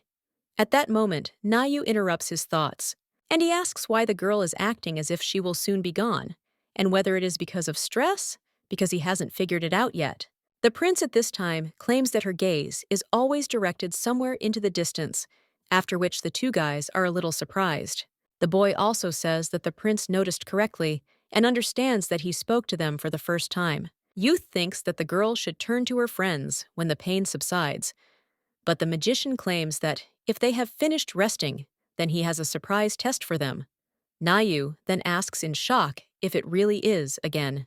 Well, the man claims that they will cope if they listen to him carefully, after which the boy turns to Lord Kristen. He also asks if the princess has a close friend to whom she could open up. But at that very moment, they notice how the papers start to fly apart, and the magician says that he is her best friend. At this time, the boy is wondering if it is really the sun that is shining like that, but it seems to him that it is the color of the eyes. Kristna has changed, and the guy at this time claims that this friend is Isaac Belcheraven. At this time, the priest screams at Isaac, and also claims that he told him to stop, after which he finally sits down on the floor and also cries out that good and let the man go and finish him off himself. One of the servants then asks the high priest not to lose his dignities, and Isaac only claims that he is flushed and his voice is about to break, and he has nothing to worry about for the next 10 years, after which the priest says, "What a scoundrel he is," and he cries out how can he react differently when the priest is dressed like that. Azin is a priest, after which he claims that today he is leaving his post and will now be a doctor, after which the man tells the guy to take off his mask, and they immediately grab him, but he screams that he said that he would no longer be a priest. A little while later, he is already sitting tied up, and with his mask in his teeth. The priest only asks how he managed to meet such a boy in his old age, after which he also asks what the guy is going to do for a living when he leaves, to which he replies that he is treating people, and he is also capable, but the man only cries out that from what he sees, there is no individuality in him. The young man replies that he is an adult who can make decisions himself, while the priest then claims that their conversation will lead nowhere, and if he falls into eternal sleep, the guy will still leave the temple because he is an unbeliever. But the young man then claims that he is working here for now, and the priest says that he thanks him for that, and he also wants to ask him for a favor before he leaves, and the princess said to send her a priest, so let him go. The guy then replies that he hates the Imperial palace, and the priest only tells the boy that he thinks it will be right, because Her Highness is the only one who is on the side of the doctors. And didn't the guy say that he was confident in his abilities? So let him come in and establish a relationship with her. Snorts after this, and the man screams that he should do it just once, because this is the last wish of the old man who will soon fall into eternal sleep. After which he also leaves and says that the guy is acting like God knows what, and he has more divine power. than anyone else, and he would have made an excellent high priest. At this time, the young man with blonde hair asks if this is the famous priest Isaac, and why he hates the temple so much. The priest then claims that he will tell the guy next time, to which he answers well, and he will be glad to listen. The prince at this time hands over the test, and understands that it was a little difficult, but he did as well as he could. And also, in fact, he thinks that it turned out quite well, and he studied hard, and the magician just asked what he read yesterday. At this time, Kristen turns to His Highness, and he immediately responds, and the man claims that he looked at his answers and asks if the guy really understood the expression that not everything you see is true. The young man replies that the teacher explained it, and he thinks he understood, but the man asks if this is true, and did he think well? And he wonders how he thinks, and if there is a connection between his mother's immersion in eternal sleep and the rumors about the princess. The young man answers that he was locked up, so he was thinking about something completely different. And Kristen asks if he was thinking about something else, and if he were in his place, he would think carefully about this. The young man then wonders why the teacher is asking about this at all, and whether this is really part of the test. And he replies that, who knows, because suddenly he will understand something that he had not suspected before. At this time, Nayu just hides behind a textbook and realizes that this is happening again. And also a psychological battle broke out between Uthus and Kristen. The young man then thinks why they don't do this somewhere else. He also understands that life in the Imperial Palace is not so easy, and he will be on guard. A little while later, the young man turns to His Highness and asks if he agrees that the test was very difficult. To which he replies that yes, the boy understands that he asked more respectfully, so he did not answer. The young man also understands that the prince usually ignores him, but he also thinks that he has a sister. The prince, he also has a brother at home, but he plays the role of their parents, who have fallen into eternal sleep and take care of him, and he also has to work a lot. At this time, the young man also notices someone's gaze on himself and asks if something is wrong. He understands that even the princess's guards are watching him, after which the guys push him, and the boy understands that he is about to burst into tears. But Philip only says that the young man has something in his pocket, after which he takes out this thing and says that it is chocolate and also asks where it came from. At this time, Philip is only moving on, and the young man understands that life in the palace is not as easy as he imagined, and the tension increased when Lord Kristen showed up. This guy is determined, but the princess is not delighted with him, so he can't even breathe again. The guy also thinks that the candy is quite tasty. Well, at this time, someone addresses him, and the young man understands that it is Lord Kristen. In general, she says that the boy can call him teacher, and the young man at this time understands that it's not that he doesn't like him, but he has such an expression on his face, as if something is tormenting him. The man then just hits the boy on the head with a textbook and claims that he looked at his answers, so let him just not say that he only learns what can be useful in life. The guy understands that he has been exposed, after which he claims that when he leaves the palace, the most he will have to count is the number of slices of bread. The man then tells the boy to stretch his hands, after which he gives him chocolate, and the young man rejoices. After which he immediately eats it, and the teacher says that judging by how many sweets he eats, there is more than just bread in his life. The guy looking at his teacher is only scared, and wondering if what he is thinking about is possible. After all, now he sees how the color of the teacher's eyes has changed, after which he immediately runs away, and also understands that he was right. A little while later, he is already running and realizes that there is nowhere to hide. The young man also thinks that if he uses the back exit for servants, but at that very moment, he bumps into someone and falls to the floor. The main character then asks, "Why is Nayu there?" And the boy asks why she is there, but then screams that it doesn't matter, because such things are happening to Lord Kristen. The young lady then asks what is wrong with him, and the boy replies that he is possessed. After that, they sit down on a bench, and the young man cries out that his neighbor told him that the eyes are the mirror of the soul, and since his eye color has changed, it means he is the devil.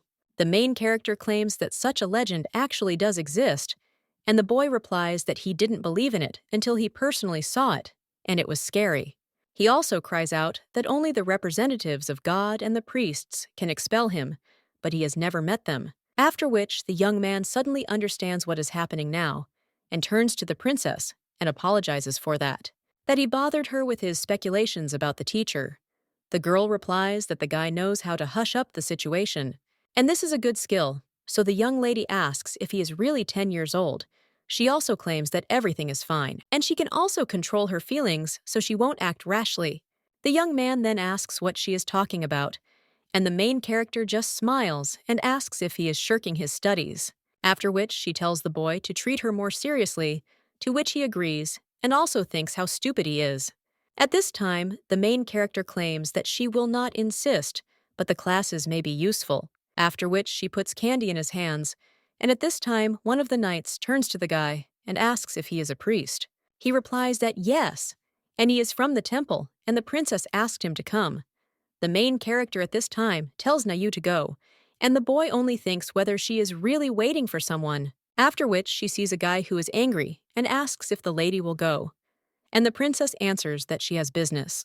And he says that since the devil did something to Lord Kristen, then help might be needed. Surprised after this, and also thinks how to understand this, but still leaves. And she thinks that although her brother told me to interfere in their affairs, her face still expresses calm. And maybe the girl is settling some problem, because she smiles so incliningly that everything will be resolved soon. And he is confident that the princess will be able to cope with everything, and everything will be as she wishes. At this time, the main character asks if the guy is a priest. Isaac Belcriven. She also claims that she is Princess Opilia Dain Raydani. The girl also thanks him for accepting her invitation.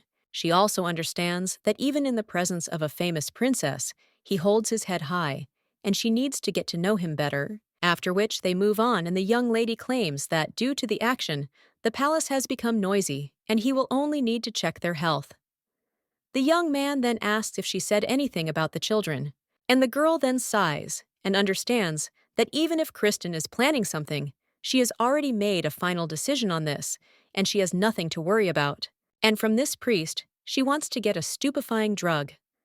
The girl also understands that she has already been plunged into eternal sleep through burning and execution, but she will at least be able to rid herself of pain by using a special drug. And to get it, she will have to win the trust of this priest. And for this, she is ready to do anything. So first, she will make a good first impression of herself. And the young lady looking at this guy just smiles, putting on a grand show. The girl also understands that he will not leave there until she gets what she needs. At this time, the young man asks if the young lady knows him, to which the girl is a little surprised.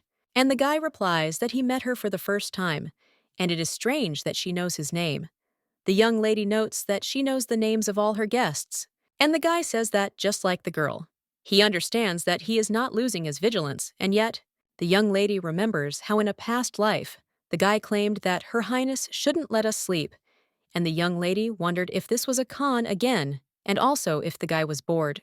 The young man then replied that, of course not, and that he was the last piece of her conscience, and while he was there, she was obliged to listen to his nagging.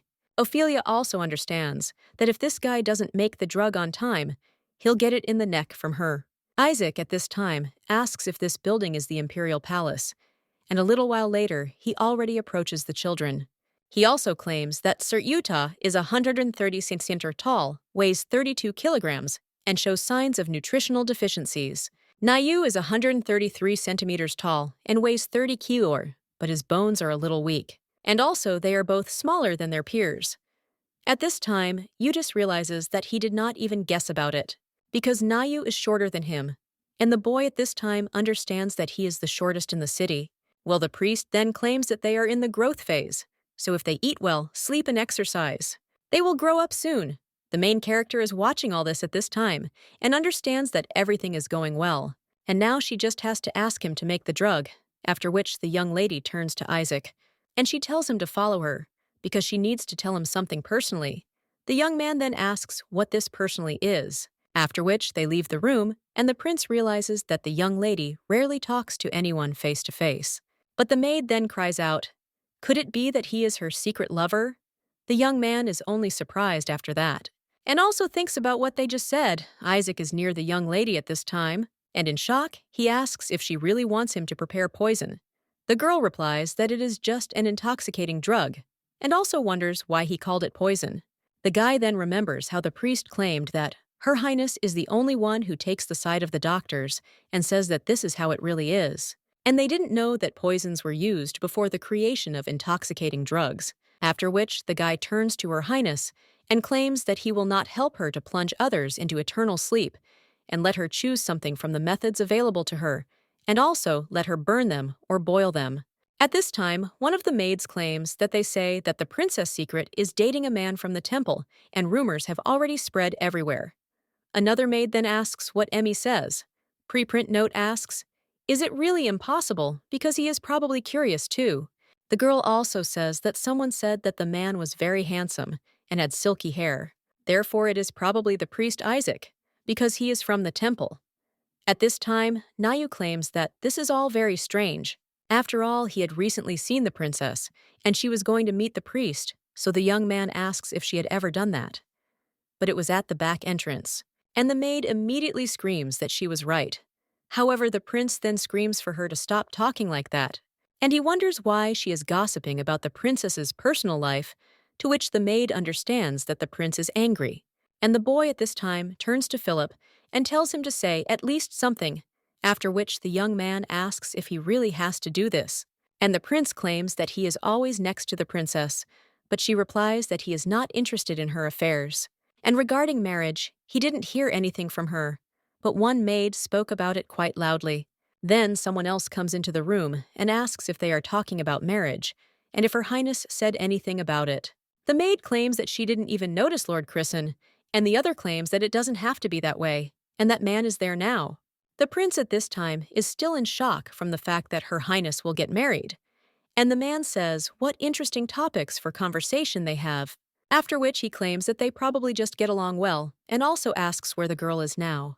He also approaches Philip and asks if he knows where Her Highness went. With her lover Philip then replied that he thought Her Highness and the priest went into the garden. Well, one of the maids asked if he really wanted to stop them. At this time, the man understands that previously, the gossip about her lover existed solely for political reasons. But why did they suddenly start talking about the priest? And did the girl really fall in love with him, after which the guy comes closer and sees these two? At this time, the guy says that this poison is different from those that the aristocrats know about, and he also has no idea how to make it.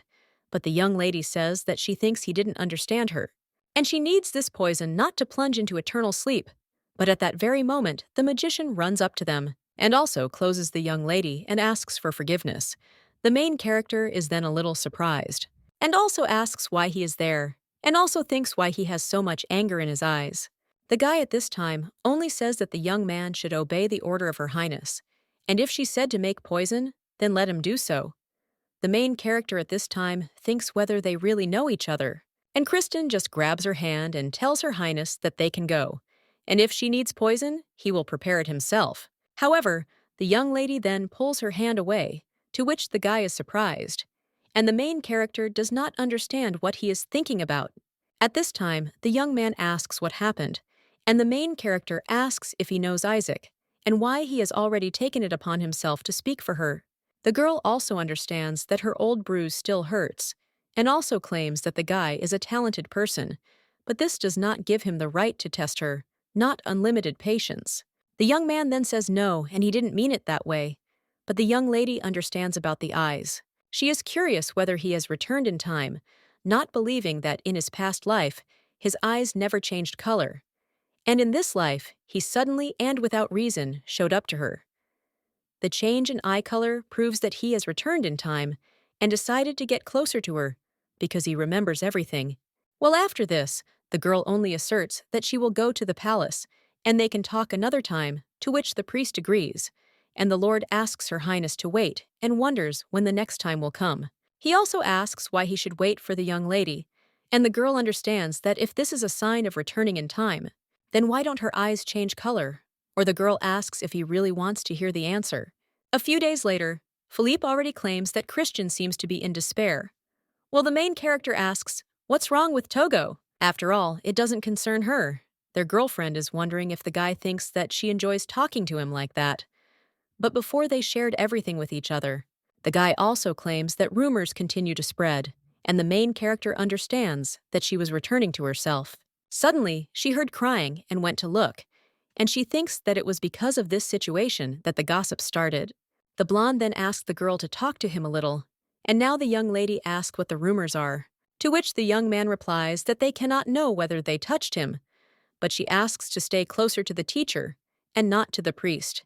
And the main character asks why, and what does Isaac have to do with it, after which she also gets up from the table and states that, in any case, she does not want to talk to Kristen and let him learn the rules of chess, because it is no good.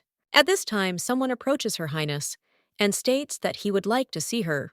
The girl understands that it is Kristen and also thinks how stubborn he is, although she knew about it. The girl also turns to Philip and tells him something, but realizes that the guy has already left. She also thinks that she doesn't want to date Kristen now, because it will ruin her plan, and not because he betrayed her in her first life. And she also doesn't like to see him act as if nothing happened. The guy at this time claims that he came to apologize. The main character then asks if he really wants to apologize, to which he replies that he does, and so he asks to let him in. Then the young man comes and claims that he is ashamed of his actions, and he knows that this may sound strange, but he himself does not understand his feelings. To be honest, he is too arrogant and would like to always be her closest subordinate. Opilia then asks if he is sure, to which the guy replies that yes, and that's why he came to apologize, and also doesn't understand where such a strong desire comes from, pushing him to help her, and he wants to devote himself entirely to her. Well, she already has a close subordinate. The young lady then thinks that actually, no. And what is he talking about? And the guy claims that he will stay where he is now and will not do anything anymore. Therefore, he asks the lady to accept his apology. But the main character realizes that this sounds strange and asks if he really means to say that he will stop trying to get closer to her. The young man replies that he would like to lie now, but no, he won't be able to keep his promise, after which he asks if this makes her angry. The main character then goes into shock and tells the guy that Assad also often scolds him and says that he shouldn't behave like a child. The young lady then realizes that this guy's face reflects embarrassment, and when they first met, he was the best mage in the Empire, and she also considered him too mature for his age, and now the young lady is just trying to hold back her laughter. She also wonders if Assad was scolding Kristen for acting like a child, after which the young lady claims that she is not laughing, and the man understands that it seems that she is relaxed, after which he claims that she is laughing. The young lady at this time understands that she does not know how to overcome this storm of emotions, and also claims that she is curious how the guy scolds the guy, but she is still angry at him. The young man then only sighs and says that no. And since the princess laughs, it means she is no longer angry. The girl also thinks that it is possible that he cries every night. At this time, Isaac is sitting on the other side of the bushes, after which he notices Emmy and Philip, and the maid tells him that it is a great job. The main character, looking at the guy's face, understands that she has just found out what he really is. However, it is worth finishing with sentimentality, after which the girl tells him to keep the line, because she is a princess, and he is only the prince's mentor. After which the young man claims that he will try, and the young lady claims that then she will go. And it seems that the lore has not been feeling well lately, so let him monitor his condition. The guy then bows and thanks the princess for her concern. Then the girl leaves, and the magician at this time turns to the guy and says that he can go out and calls him the princess's lover, after which he tells him not to hide there like a rat. At this time, the young man thinks whether he was really just called a lover and a rat, and also wonders what the man is saying now. A little while later, one of the maids asks if they have heard about this news, and the other one replies that of course they heard, and that it was a brutal battle that was fearlessly waged in the Imperial Palace for just one single flower. At this time, another asks if they mean that the Lord and the priest fought in the Rose Garden because of Her Majesty, and then someone asks who won, and another maid claims that the battle is between a magician and a priest. Isn't it obvious? After all, the Lord, using magic, elegantly knocked the priest off his feet, as she heard. But another girl claims that everything was a little different, because she possessed the fighting skills received from the Knight Commander, Lord Assad. He knocked Priest Isaac down. Another one asks what difference it makes what he beat him with. And then they all admire Kristen. Philip, at this time, turns to the young lady and claims that the teacher is very popular, while the main character just thinks that they are walking around, spreading rumors, and wondering if life really seemed easy to them. And the girl wonders if she should load them even more so that there is no time left, even for sleep. At this time, Philip claims that he does not know what the lady is thinking about. However, this is unacceptable. But he wonders where she is heading to, which the girl replies that she will go to the priest to finish that conversation about the intoxicating drug. After which, the young lady goes into the library, and when she sees a guy there, she claims that she thought it was just a rumor. But he still wonders if Lord Kristen really beat him. The young man then asks if he looks like a human, who waves his fists for no reason, and the young lady understands that if she remembers her past life, then it's quite possible. After which, the guy replies that they weren't fighting and he doesn't waste time on useless things, after which the young lady says that's right. And even if he didn't avoid a fight, he wouldn't have hit first. The guy is thinking about what she is talking about, and the girl says that she knows him well. However, he claims that they had a conversation with that magician. The young man also remembers how the man said that the princess's lover could come out and not hide there like a rat. He also claimed that what the princess was asking to prepare was not poison, and she was not one to beat around the bush. And he doesn't know the reason, but she really wants to get the intoxicating drug. And he also apologizes to him, after which the guy grabs Isaac by the clothes, and one of the maids in shock asks if they are really fighting over the princess. Kristen claims that he was rude to the princess's guest and asks for forgiveness, after which he shook the guy's hand, and the priest now claims that he is a selfish man.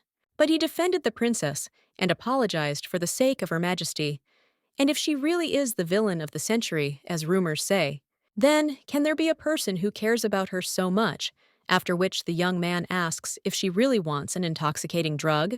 The girl is then a little surprised, and also claims that all she wants is an intoxicating drug. Well, to be more precise, it is a painkiller, and you need a drug that will make you feel nothing when you eat or take medication. It is necessary for illegal operations carried out by doctors, but she heard that it is not used in practice because only priests can conduct research, and his mistaken opinion was formed due to problems with those who wanted poison.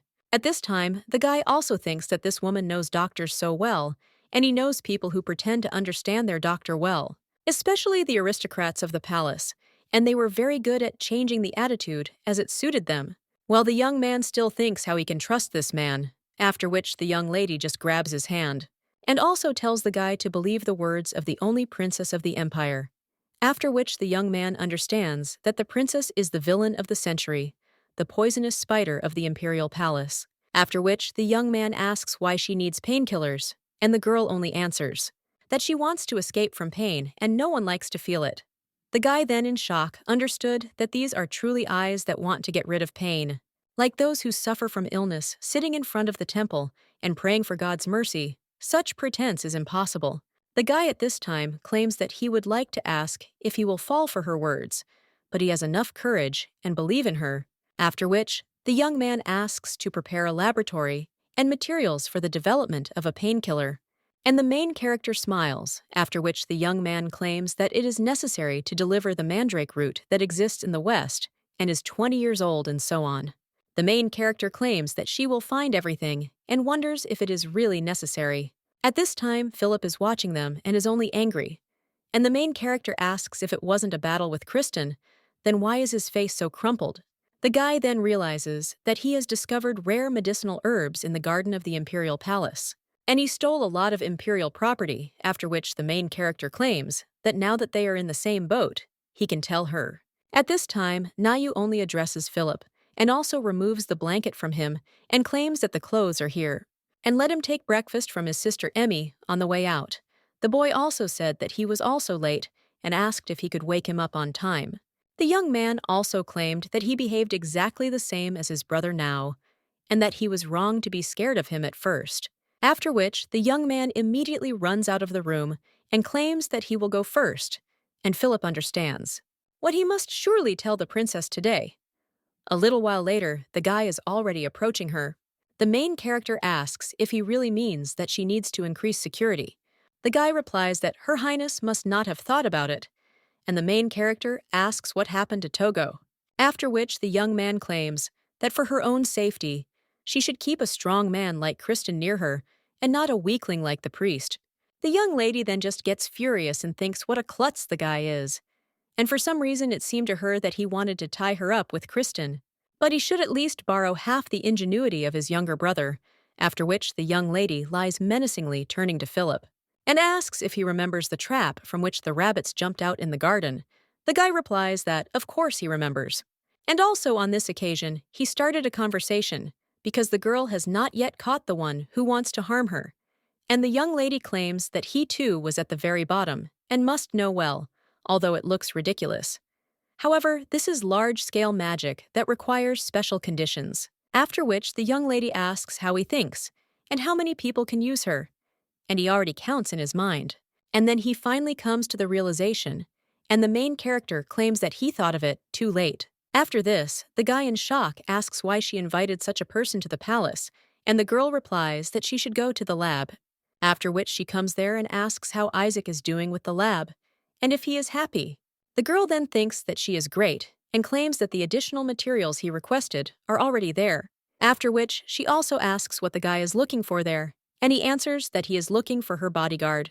And also his name seems to be Philip. The young lady then claims that he is not a bodyguard but a servant, but the guy claims that as soon as Her Highness comes and goes, then he immediately appears and displays unceremonious behavior as if he wants to kick him out of there, and he is going to take action if he sees him today. The main character then asks what measures to take, after which the guy says that he will throw him out, and the young lady only smiles. After which he claims that she slightly exaggerated, that Philip is her guard, and that there is no need for this at all.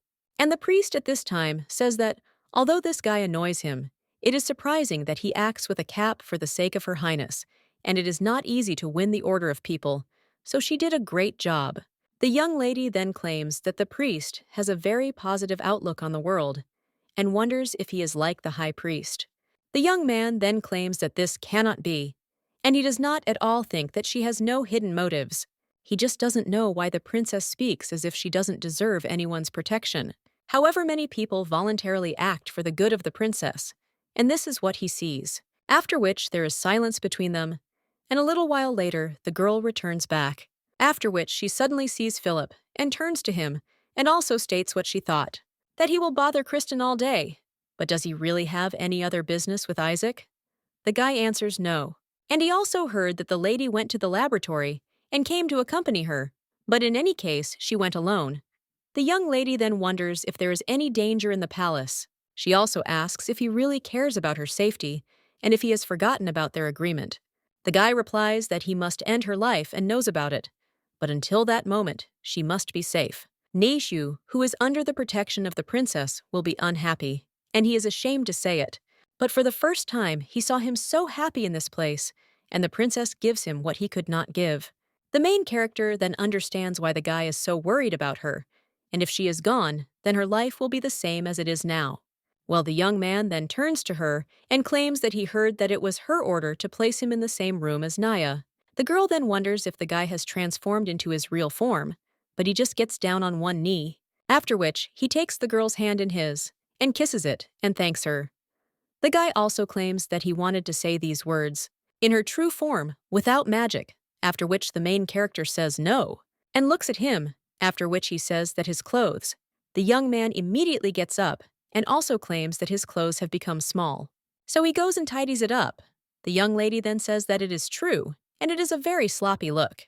The girl also understands that his love for his younger brother has not gone anywhere, and it is good that she settled them together, because she almost neglected the prince's protection, because she was worried about Nayu. But next time you need to say that she also has a motive, so there is no need to be so grateful. But then the young lady notices something, and she sees that a priest is looking out of the window, after which she can wish him good night. But the young lady also thinks that if it were causeless mercy, it would look exactly like this. The young man, being around the corner, looks at the girl, after which he turns around and becomes embarrassed. Shauna, at this time, washes the master, and claims that recently, it seems he has become closer to the princess. The boy claims that she herself said that, until he becomes strong, who should please Her Highness? The woman replies that this is true, but let the guy not forget that Opilia is the enemy who deprived him of his mother. The young man then replies that he did say that he knew, and that he needed to cruelly put her into eternal sleep, and also take revenge for this. But now, he also remembers the face of the young lady when he gave her flowers and thinks what to do. The main character at this time asks someone if he means a wedding. The Duke then claims that it seems that Her Highness has recently become interested in friendship with men, and he's just trying to find someone who's the right age.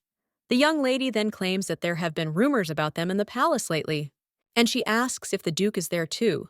But it seems he was busy for several days, and he probably had a hand in this himself, after which the young lady asks if he wants her to get married. The man then wonders if she was the one who provoked all this, and the young lady understands that now the empire is torn into two parts, and these are the main forces serving Her Majesty, as well as the new faction supporting Prince Uthus. If the prince had continued to be locked in the tower, such problems would not have arisen, and this illegitimate child could not be released. The young lady asks if the Duke knows that these words are tantamount to treason, and no matter what position he occupies, he cannot speak like that. However, the man only shouts at the young lady, calling her by her full name and surname. The girl understands that one of the few people who can be forgiven for calling by the name Opilia is Duke Sarkart, after which the young lady says yes, and the man only says that through marriage one can increase one's power, and also claims that she is the next empress. The girl understands that after plunging into eternal sleep, the empress is in the hands of the emperor. The only one who defended Opilia was the representative of the princess faction. The man at this time wonders if she would want this passport to take away her empire, and he cannot close his eyes to this, and marriage is a good option for gaining power. The girl understands that soft governance is not in her interests, but nevertheless, she should definitely seize this chance. The battle between the princess and prince factions that takes place behind the scenes of the throne is important. The man at this time only hugs the young lady and claims that her downside is that she looks like her mother, and it causes a lot of misunderstandings, but she should find more supporters. The main character then thinks why he suddenly behaves like this. At this point, the man simply takes handcuffs out of his pocket and then chains the young lady to the table. The girl then goes into shock and thinks about what just happened and turns to the Duke and is also interested. Did he really just tie her to the table? After which the man just smiles, and the young lady screams for them to wait a second, and he wonders where they are taking her. But the man only says that this way she will go to the groom's viewing, and it seems she didn't want this, so they will have to send her away by force. A little while later, she is already seated on a chair, and the man tells the girl not to worry about the children. They have prepared a healthy enough partner to produce an heir. The young lady understands that this old man does not know what shame is, and the Duke will never back down. But whoever comes, she will fight, after which someone tells the lady to wait there. But the girl only thinks what kind of bad feeling this is, and she also hopes that it is not a magician. The young lady then states that if it comes to that, then let it be anyone but Lord Kristen. The young man is behind her at this time, and is surprised. And when the young lady turns around, she sees him there. The guy just smiles, and also claims that he too was looking forward to this precious meeting with Her Highness the Princess. A sword at this time, and his friend claims that this is too much. And how can you do the swings 100 times? Because in any case, Teacher Assad is not there. Uthus only tells the guy to stop complaining, and if he doesn't want to, then let him return home, and he asks if at least his parents know that he is there. Nayu understands that the prince is rude to him every day, after which he asks what other parents. After all, there is only a brother, and he is rarely at home. So he asks if it is true, and also understands that it seems that this boy is close to his brother. The young man also thinks about his relationship with the princess and remembers what he was told. The girl claimed that it was necessary to burn all of his mother's things and portraits, and even clothes and jewelry, because why keep something that was not alive? At this time, he claims that the prince is lucky because he has been a valuable person since birth and must have grown up spoiled. And in the alley where he lived, there was a man who painted portraits. And it is amazing that he could paint a portrait from memory without actually seeing the other person. But His Highness must have many portraits of his mother, after which the boy only claims that he also does not have a portrait. The young man then asks if they aren't lying in his tower, and the prince replies that he is telling the truth, and he doesn't have these portraits. Nayu asks if the tower is an extension of the palace, but it seems he has many family memories there with Her Highness. After which the young man says how good the guy is, and he envies the prince's life.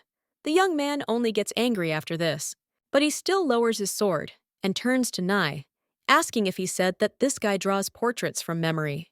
The boy then asks what this prince is talking about, and he claims that he just said that there was an artist in that alley, to which Nayu replies that yes, after which the prince says that they must go, and the young man asks if he really wants to see the artist. But he has no money, and it seems very expensive. But the prince asks if it is really so impossible. Nayu claims that he doesn't know, and if he steals precious jewelry from the Imperial palace, it might work. At this time, someone is sitting on a tree near them and is silent, and the main character is sitting at the table. And she claims that she is fed up, because is it really Lord Kristen again, and didn't she warn him recently? The girl claims that she means that she would like to see his face less often, but the guy only tells the princess that, yes. And she said something similar. However, the Erhard family are prosperous aristocrats and should be able to refuse Duke Sarkat's offer. The main character is only angry about this, and the guy claims that in fact the marriage proposal came first to the eldest son, but he only became embarrassed and asked if he really should go to see Her Highness the Princess.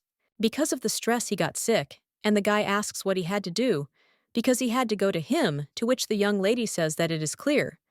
But then in shock she thinks, is it possible that the Lord got sick? Because then who are the boys training with now?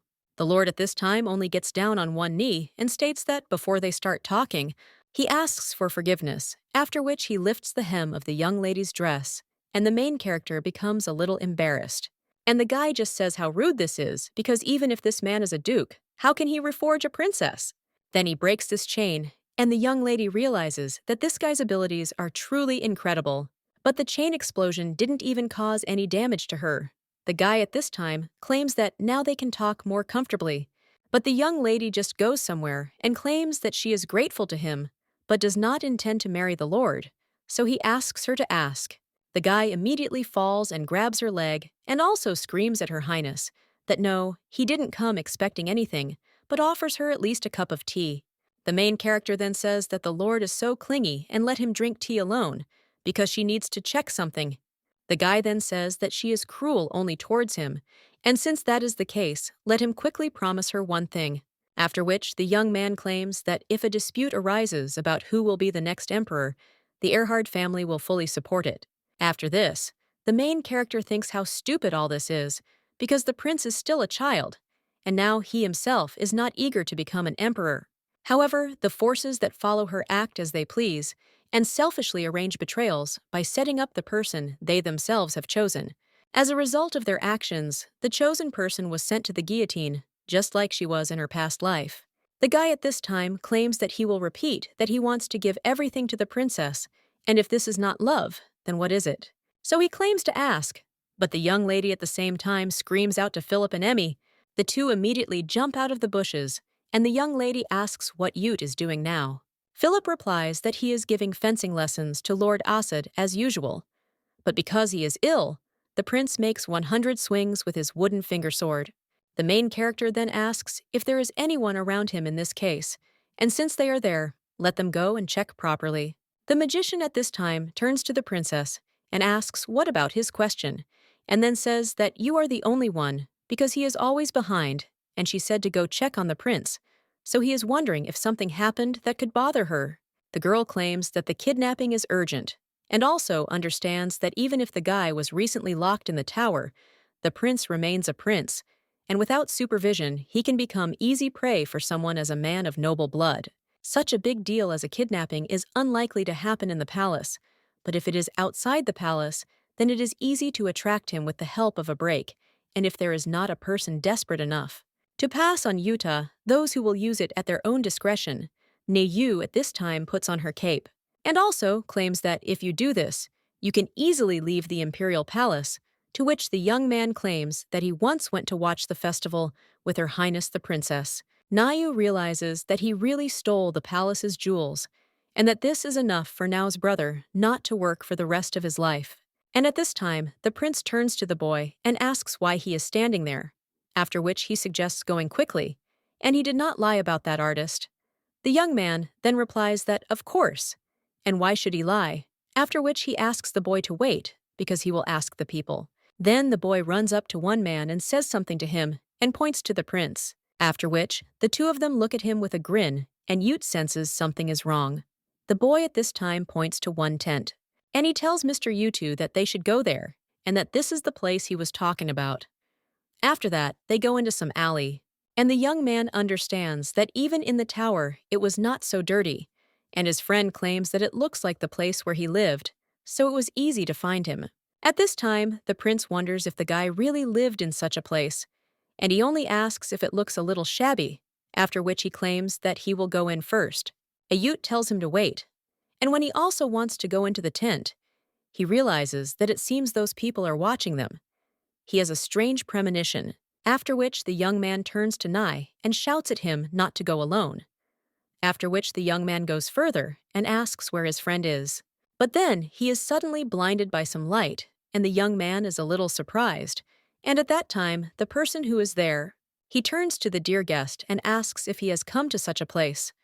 The prince then thinks if this man is really an artist, and also claims that he heard that he can draw a portrait, and asks if this is true. The artist only tells the young man to close his eyes, and also remember the person he misses, and the guy then thinks whether everything will be okay, and then closes his eyes, and also tries to remember his mother.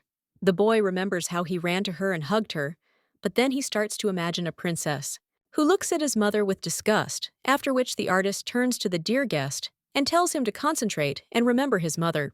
After all, the crystal ball continues to show another person, after which the young man still tries to think about his mother, but he understands that even remembering her only minor moments come to mind. And no matter how hard he tries, instead of memories of his mother, the first thing that comes to mind is Her Highness's smile, and when the emperor fell ill, it was she who locked him up in the tower. That's why he thinks why she asked him if he wanted to get out of there. And now the young man understands that he should stop thinking about the princess, because someday he will need to take revenge on her, and now he needs to remember his mother's face. But all he remembers is how someone told him that Lady Sitara herself plunged herself into eternal sleep by drinking poison. At this time, one pumped-up man screams out how much longer he has to wait, and says that this boy should be grabbed right now. The prince then asks Naya in shock what happened, and he only screams what fucking bastards these guys are, and also shouts for the prince to run, because these people are going to kidnap him. The guy at this time asks if they really need him, and the boy claims that they hid behind the tent and grabbed him, and these people are dangerous, so let him run faster. At this time, one man tells Naya that he will take care of him, and the prince then realizes in shock that this is the same man who is exploiting Naya. At this time, someone tells him not to worry, because they are not going to raise their hand on principle, let him just obediently follow them. However, the young man then only lifts the stick and realizes that there are about 4 enemies there, and he also wondered if he could defeat them alone.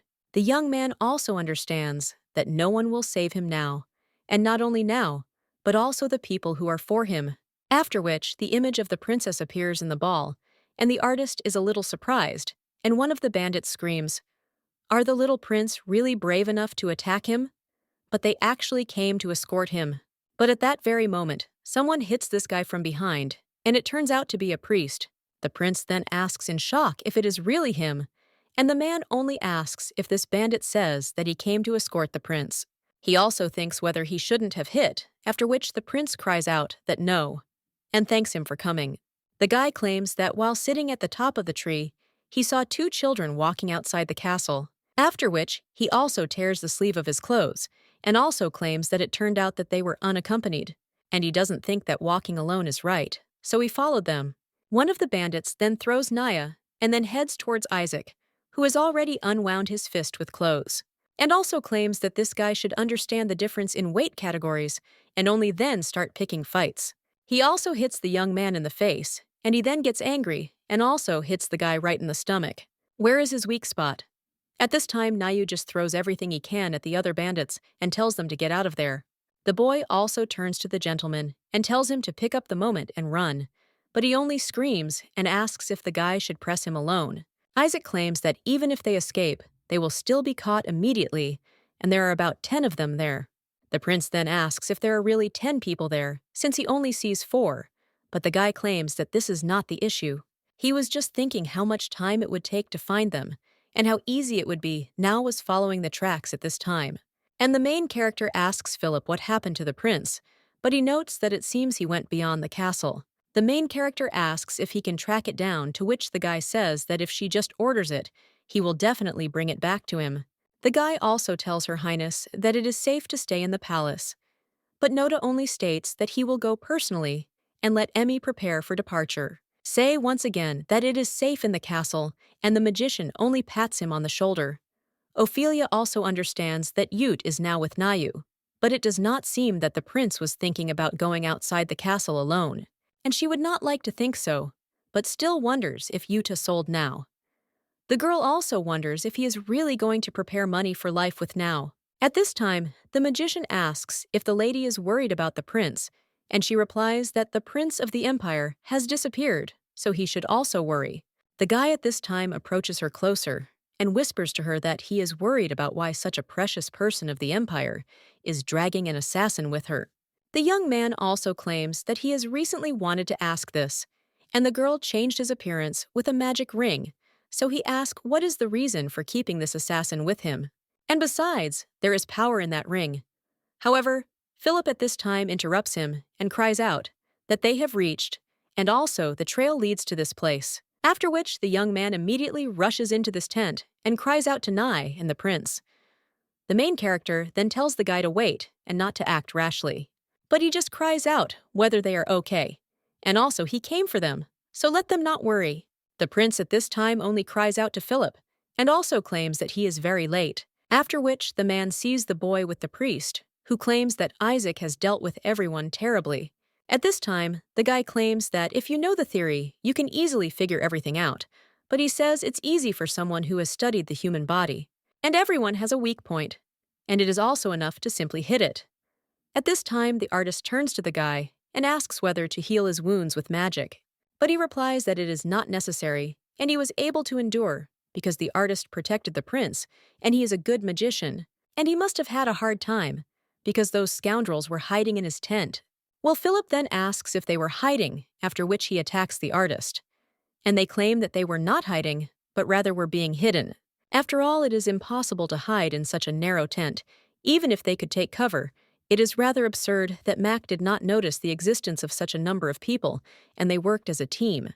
At this time, the artist asks if he is talking about the team, and this is not possible, after which a blue flame begins to burn, and at this time, the prince thinks whether it has really gotten dark again, like at the beginning when he entered the tent. At this time, the boy also hears the sound of a bell, and Poppy points to the pendant and also claims that they only accidentally acted together, and that he and they have different goals and methods. After which, the magician also tells the prince that as they agreed, he finished the portrait of his mother, so in return he must pay. The main character then goes inside the tent and realizes that she definitely saw Philip enter there, but there is no one there, and the girl asks if there is a secret passage there. At this point, the man realizes that a magical barrier has been installed there, after which the main character screams for the knights to comb the area and check if there is a hidden place or a secret passage. However, the magician understands that this is useless, because if they are not magicians, they will not be able to detect the barrier, and the girl could not initially guess about the existence of the barrier. After which, the guy imagines how he will claim that this is a magical barrier, and also understands that he must speak out. He also imagines how the princess will say that, as expected, from the best magician in the empire, he is a truly reliable person, and the guy will claim that this is because he is the next owner of the magic tower. And now the young man tries to hold back his bright smile, after which he tells Her Highness that he wants to say that this is a phenomenon. However, the main character claims that this is a magical barrier, after which the guy is a little surprised, and the girl claims that they immediately followed Philip, but he suddenly disappeared, and there was too little time to physically move to another space. And of course it could be a trick, but in a situation where so many people can't notice anything, it means that a magical barrier is more suitable. The magician then claims that if she assumed that this was a magical barrier, then why did she order him to look for a secret passage? But the girl only asks if he knows what kind of noise the soldiers would make if they saw magic for the first time. And only the magician can answer her guess, after which she wonders if this is really a magical barrier. At this time, the young man thinks how the girl even guessed how talented she is, after which the young man tells Her Highness that she is right, And the main character claims that in this case, there is only one thing that Kristen must do. The artist at this time claims that she made a deal with the prince and is not in league with those bandits. His comrades are also fine, and the artist only smiles and also claims that he can plunge them into eternal sleep with magic. The young man at this time only cries out what she wants from him, and the artist offers to exchange this portrait for the ring that his servant wears.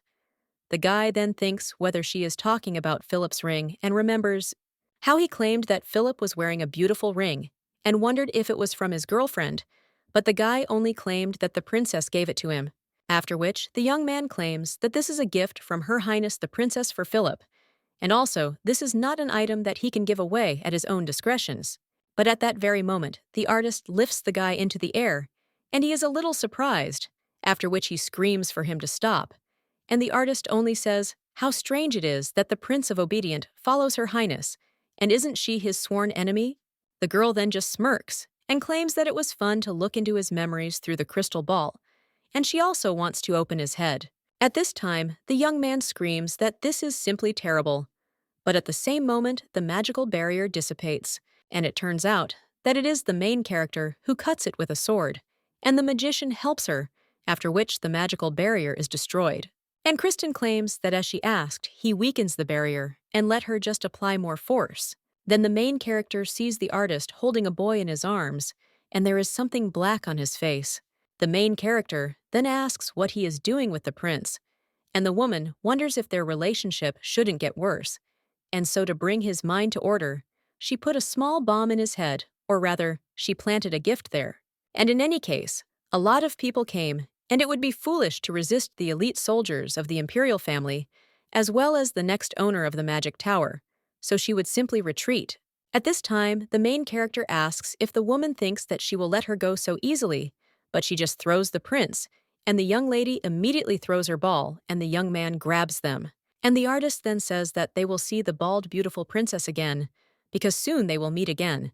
A little while later, the young lady is already sitting with the guy, and the priest claims that he did not know that there were more magicians like Lord Kristen in the Empire. But nevertheless, he is glad that the prince is saved. The main character at this time only addresses Isaac, and also thanks him too, which the young man is a little surprised, and also thinks why this is suddenly, and says that there is nothing to thank him for. A little while later, the prince already apologizes to Her Highness for secretly leaving the palace, but the girl claims that she already said that everything is fine. She also wonders if this is the first time the guy has gotten close to someone his own age, and it must have been fun, like a dream, since this is the first time he has been deceived. At this time, the young man is just in shock, thinking whether he was deceived, and it seems that the girl still does not know about the portrait of her mother, after which he tells her to listen and asks not to punish Naya too much. The main character then says that they will see what to do, and then tells the boy to join, because his evil mentors must have given him a lot of homework, to which he agrees. And the young lady then hands him the pendant and claims that it seems to be his, after which the young man is a little surprised. But when he looks in that direction, he realizes that this is a portrait of his mother, and the girl claims that she found it in the artist's tent, and that it is a precious item for him, so he should have it. The boy then only thanks her for not throwing him away and taking him with her, to which the young lady agrees, and also claims that she is busy, so let him go faster. Her again, and also claims that he is truly very grateful to many people. The ice tells him to stop, and the boy says that he will go. At this time, someone else turns to Her Highness the Princess and asks if I am ashamed, because she could have been more honest with the boy. The message then claims that then the prince would have been even happier, and the main character in shock asks what they forgot there together. She also screams that she is asking for forgiveness, but claims that everything is not so, and the magician thinks that she is really cute. The girl at this time turns to Lord Kristen and tells him to report his observations regarding the prince, after which he agrees, and also claims that the boy seemed full of thoughts, but the flow of magical power inside the body was normal. The priest claims that this also concerns his holy power, since only minor flaws were revealed. The main character then thinks whether it is true that their artist said that she planted a bomb in his head. Kristen at this time understands that the time has come for excellent magic spells, and at least now he must. But the main character at this time asks if in that case it is really mental magic, and the man understands that this is the answer. The girl also claims that it doesn't look like brainwashing, so it could just be hallucinations or an injection. But fortunately, it's only temporary, and mental-type magic is very words. At this time, Kristen only screams to Her Highness that in fact he is the best magician there, and why is she untangling everything alone? And also, when did she manage to conduct the research?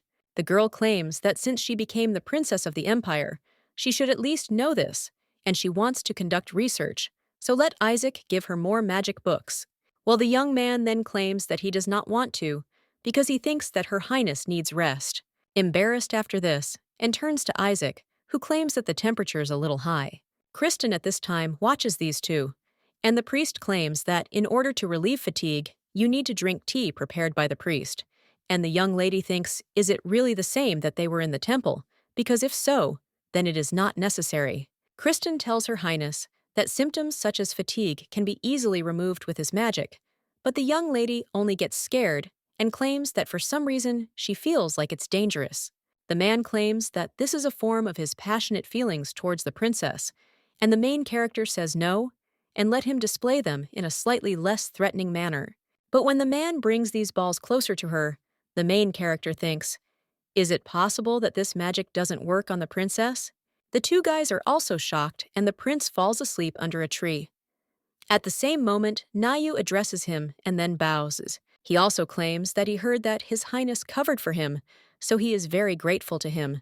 The young man then answers that no, and it was he who decided to leave the palace. At this time, Nayu is thinking about something, and the guy claims that a lot was reflected in their crystal ball that day. Nayu then only screams for the guy to forgive him for stirring up the prince's past. And maybe it's because of his envy, but the young man then only grabs his head, and Nayu asks if he has pain somewhere. The boy replies that after returning from the artist, he sometimes hears a voice in his head and hears someone say that if the price is her life, then she will give it up. Only let the lady spare Utah. The guy also thinks why he hears something like this, and the woman at this time claims that this is a request, and the guy understands that even without these voices, he is sufficient. The young man at this time asks if His Highness is really okay, and he will call someone right now. But at the same time, a priest turns to him, and Nayu is then a little excited and says that he is just in time, and a similar principle somewhere it hurts, and he says that he hears voices. And in his thoughts, he adds that this could be a hallucination or an introduction, and the priest claims that everything will be fine if we judge by the words of the princess. He also claims that this is a special tea prepared with the temple, and it relieves fatigue. The guy also says that he prepared it for His Highness the Prince, but he wants to refuse, but the priest says that he should drink this tea. And then the princess says that she refuses if he doesn't first take care of the prince. The young man is a little surprised after this and asks if the princess is worried about him. But at that very moment, the voice of a woman again sounds in his head, asking Her Highness to at least take Utah. The young man also understands that even without these voices in his head, he already hates the princess very, very much. The priest at this time asks if the gentleman is really crying. The boy wonders why the princess always does things so that he stops hating her, but in the end, he cannot hate Her Highness. The main character at this time slightly burns her tongue with tea, and the artist at this time is very surprised. And she also wonders if the guy dispelled the magic earlier than she thought, and his mixed feelings return to normal. As expected, the prince's follower was responsible for the kidnapping of the prince himself, and even if it was Nayu, it looked like he wanted to sell the prince. But he is Nayu, and even if the boy accidentally exposed the prince to danger, Philip at this time relies on the generosity of Her Highness, and also asks her for a light punishment for Nayu. The main character understands that this guy came there again, and one of the maids immediately hits him with a towel and asks how he dares to go in there when Her Highness is changing her outfit. But the young man only happens with the Greeks, and it would be better if they put him into eternal sleep. The main character then thinks that maybe it's worth making fun of him, after which she asks if he's trying to save his own blood from punishment after he committed such a disgusting sin. The guy then claims that he is still a child, so it is harsh, although not, and he screams that he will take the punishment instead of him. And he will give anything and let her just spare Naya. The girl then asks if he is really putting everything on this, after which she takes out her comb and throws it on the floor and tells the guy to clean it. The young man then asks in shock if it is really enough for him to just clean this comb, because he will clean it until it shines. But the main character shakes her head. And the guy says that then he can just sweep everything and clean the closet with this comb, after which the girl also shakes her head. And the young man wonders if he should clean the garden too, after which the young lady smears it again. And the guy asks if she really wants to clean this entire castle, after which the young lady says that she does and laughs. So the matter with the artist was completed. And now she thinks how calmly, as well as the spell cast on Uthus, various disturbing things happened. The boy then claimed that now he did not feel a headache and did not hear voices, and the girl understood that it all resolved itself, and it was strange that the artist was aiming at the ring that she gave Philip.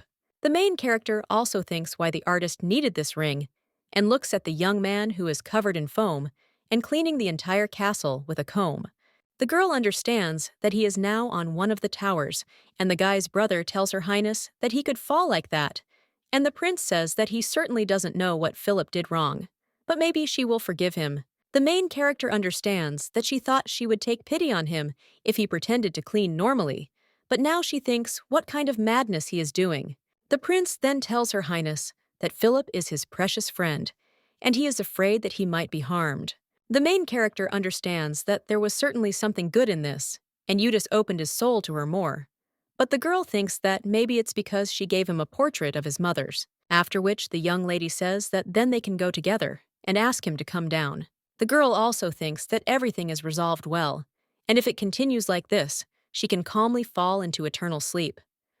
Well, then someone turns to His Highness, and then the girl sees a priest behind her. He says that he hopes the girl will briefly look into his laboratory, and he will also check the special condition of the princess. But the young lady replies that no, and she will be busy all this time, and now she has business with Philip. The young lady also understands that it is surprising how she herself refused Togo without noticing, and he simply wanted to check his health. The young man at this time claims that the fact that magic does not work on Her Highness is a problem that can be easily solved. But the girl only claims that the children may be worried, so let him not talk about it, and there is nothing special about it. After which the priest says okay, and if Princess Togo wishes, then so be it. Well, after this, the main character only gets embarrassed and understands that after the guy touched her forehead, she began to realize that it was because Isaac had protected Uthus and Naya from the artist, and she was simply worried because she felt indebted to him. But the young man at this time only approaches the young lady again, and the prince then asks why the priest has such a face. The main character then asks what suddenly happened, and the prince then falls, and since he was holding the hand of the young lady, all three of them fall. The main character then whispers what kind of unworthy appearance this is, and the boy apologizes and also claims that he lost his balance. But Nayu screams that he can't get up because he got tangled in the grass. The young lady also thinks that Isaac is looking right at her, and she is so ashamed, and the guy claims that this is what happens when she avoids him. The young lady then asks him what he is talking about, but the young man just turns around and claims that no matter how uncomfortable it is for her to conduct the examination, he is still a priest, and for the well-being of Her Highness, he will try again and again, so let her not avoid him. After which the young man still looks away and asks her. And Opilia claims that she was not trying to avoid him, and it just happened that way. At this time, the prince understands that there are people who can speak so directly to the princess, and will he really not even lose his head for this? But he too must become the same kind of person as he is. The young man also wonders if Her Highness has caught a cold since her hand is so hot. The magician is torturing one of the bandits at this time, and he screams that he will tell him everything he knows about the artist, so he asks for mercy. Kristen asks if the goal is really to get the ring, and the main character at this time thinks about the first disciple of the high priest and wonders if he really always had such delicate eyelashes and rosy cheeks and soft skin from which comes a pleasant smell. The young man Harmtime turns to the princess, and he also wonders what she's looking at like that, but the girl thinks that it's a shame because she can't take your eyes off him. The girl also claims that she came because the report on the study of the painkiller was delayed. She also realizes that she needs to stay away from the priest for a while, so she turns around and says that if she's not ready yet, then she's going. Well, the guy then asks if she is already leaving, and also claims that if she needs a report, then they're. But at the same moment, he turns over a couple of bugs, after which something explodes there. The main character is then shocked and wonders what kind of smoke it is, because it hurts her eyes, after which she asks if Isaac is okay. But Isaac just jumps out of the smoke and then grabs the young lady and throws her to the floor. The young man claims that this is a harmful gas formed when the medicines are mixed, so it doesn't last long. You have to wait in this position. The main character then understands that he has a firm hand, and among the sharp smell of gas, she feels the scent of Isaac, but the girl still understands that she needs to calm down, so she will go to another place so as not to feel strange, and her heart does not pound where there will be no priest. After which, the young lady claims that everything is fine, and she needs to go and then runs out of the tower. And the guy watching her thinks why he has been in such a state lately, and he can't even sleep properly, and also makes mistakes out of the blue. After which the young man only sighs and understands that he needs to go to church. The guy also thinks that he needs to pull himself together and also focus on making sure that the drugs don't mix anymore. And the main character at this time runs away, embarrassed. A little while later, she already comes to the temple, and the priest just smiles and says that, even at the same time, two people who are difficult to see paid a visit. When the young man sees the princess, he is a little surprised, after which he turns around, puzzled, and is about to leave. But the priest just grabs him by the clothes and then screams that Her Highness has arrived, and where is this boy going to go? And also, has he completely forgotten the rules of etiquette? Well, the main character then says no, and let the high priest leave him, because she came there to drink a cup of tea. She also understands that she will be grateful if Isaac leaves there. A little while later, the girl is already sitting with a cup of tea, and claims that there is no one who could prepare the temple's special tea as the high priest. And this is a secret. But to be honest, Isaac's tea turns out too hot. And the man claims that the young lady seems calmer, and he is happy about it. He also asks how their fearless daredevil behaves, and whether he causes problems, to which the girl smiles, and asks what the priest says about Isaac, because he helps them a lot. The young lady also understands that if it weren't for him, Uthus would have gone through even more difficulties, and it seems that he is steadily working to advance research in the field of pain relief. And it is good that he is next to her, although the girl also thinks that it would be good if her heart did not beat so much when she saw him. And why does she have such a strange feeling inside? The priest at this time claims that in fact he was worried when sending him to the palace, because he is a very immature child. After which, he asks what if he puts poison in food or sets something on fire, and this makes an old man like him think. The main character then thinks about what he is talking about and turns to the high priest and also claims that he is exaggerating too much. But the man says that he himself would be glad to know that this is an exaggeration. After all, in the past, this guy was very overly gloomy. But recently, thanks to her, he has become calmer, and before he had an explosive character. However, he thinks that Her Highness should know, when the girl thinks whether she will be told about Isaac's past. But in her past lives, she never asked, and he never told her anything. And it was a secret unknown to anyone. At this time, the girl also hears some noise and asks what it is, but the priest remains silent for a while, and he understands that when he was going to tell about Isaac's past, who dared to interfere with this. At this time, the man who is making the noise screams for the high priest to come out there. But then the servants tell the count to stop because this is a temple. The man realizes that this ignoramus is Count Ruel. Toot just hits one of the servants and screams that he made so many donations for the temple, and they treat him so rudely. The priest then says that the count has come again, and the priest will take care of him, after which he suggests going to a quieter place. At this time, the count cries out, "Is there really no priest? If so, then let them call his student." He also screams that this is true, and he conducted an investigation, and also their Isaac is from commoners, and they are all worse than him. And the man also asks how they are not ashamed. The main character looks at all this and claims that it is very provocative for the priests and Isaac. And the priest only asks that Isaac not be in this place. The girl understands that the breath is warmer than the wind, and the priest is more polite than anyone. And the girl wonders if Isaac has received the grace of the high priest and God's love.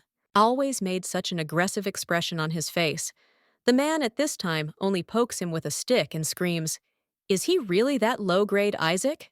Well, the young man then just turns around and the man screams that this can't be done, and asks if he can't handle this. The main character at this time only sighs, and also understands that she thought that there would be big problems. But thank God everything went without incident. After this, the other servants turn to the high priest and tell him to somehow calm down Count Ruel. The man then says what scoundrels they are, and he has a guest, but the servants just start crying and screaming that they can't stand it anymore. After all, he comes every day and turns the temple upside down. And they also have things to do, and they can't keep an eye on the count all the time, and they also can't throw the great double out of the gate. The main character understands that it is impossible to have a rest there, let alone even start a conversation, after which she wonders if the count has some kind of problem. And the guy replies that it is not that big, and the members of the Rel family got into trouble because of the change of seasons, and also any priest can go there and pour holy power on that place. But the man is stubborn and says that he needs to receive treatment from the high priest, after which he also screams that the coniferous temple is not working like that, and the young woman thinks that it is clear to her.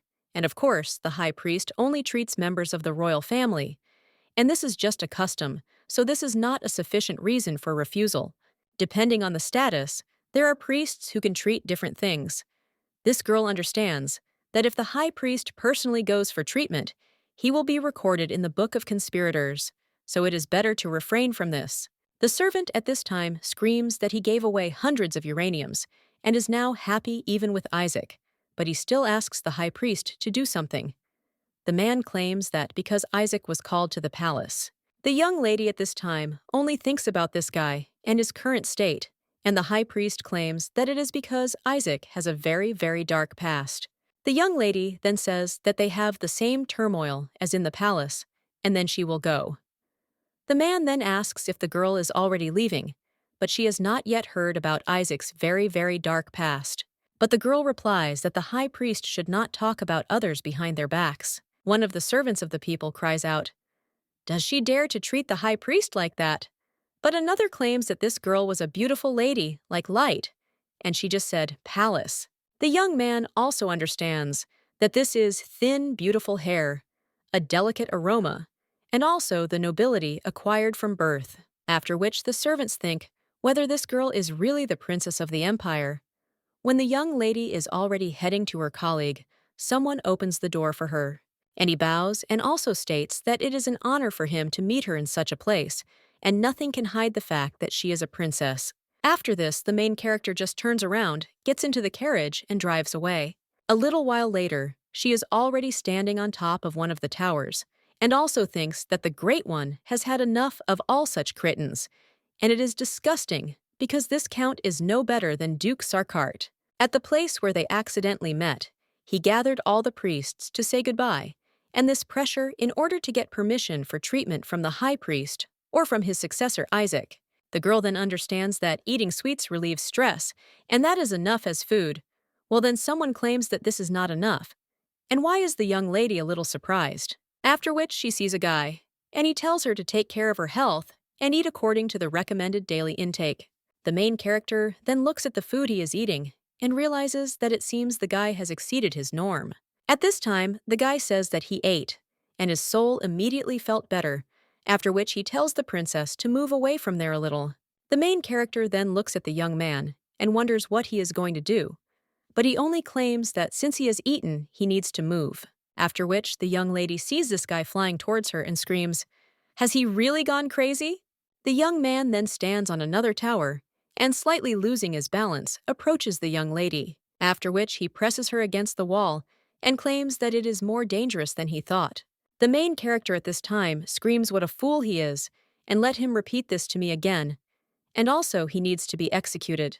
The young man only smiles after this and says that, nevertheless, his jump was cool right up to the point that Her Highness forgot about all her worries for a moment, embarrassed by this, and also thinks that the guy shouldn't do this because of her, at the time when he himself was in a bad mood. And at that moment, the girl realized that in fact everything was vague, and maybe somewhere in her soul. But when she sees this guy, her heart beats wildly, and she is overwhelmed with excitement. And the girl wonders if it is because she respects his desire to help others, and the goodwill that she had to lose. The guy at this time claims that his father was a doctor, and he treated exactly the same nobles as Count Ruel. Well, instead, they reported him to the temple and executed him, and it looks like this is what bothered her after visiting the temple. The guy also claims that he feels better after pouring out his soul, and for some reason wants to tell everything to Her Highness. The main character then thinks about the kindness that only he has, and the guy loves this world, so he should not belong to the palace. The young lady also understands that in all his past lives, he wanted to leave the palace and go far away, and the guy claims that he is now ready to listen to her and whether she will order him to treat the great nobleman Count Ruel.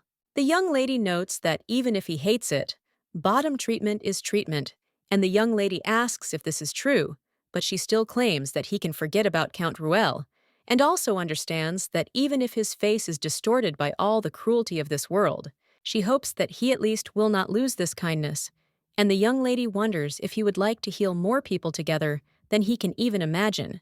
The young man asks what she means by this, and the girl points to one of the old city districts and claims that as a result of a fire in the past, a wasteland was formed there, and she can build a huge building there for treating the sick, and let the guy lay the foundation. Surprised after this, and also asks if there will really be a large treatment center on the vacant lot of the old district. The young lady claims that she did say that she would make whether they are correlated.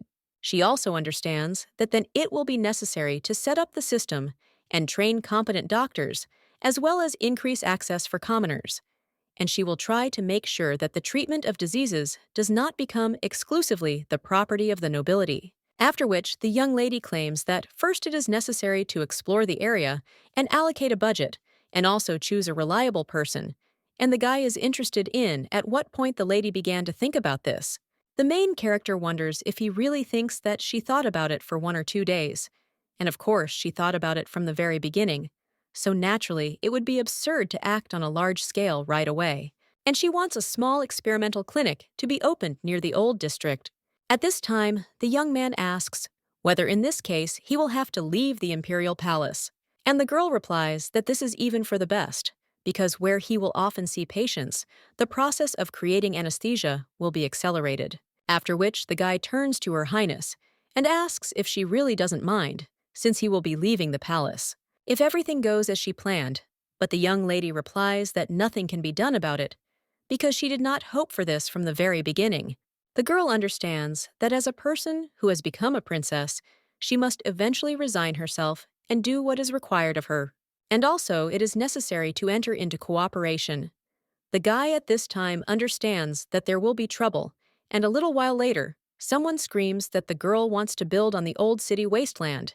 And after all, it was planned to clear the territory and also to build a banquet hall for the nobles. And even if she makes doctors legal, everything will not go as she planned.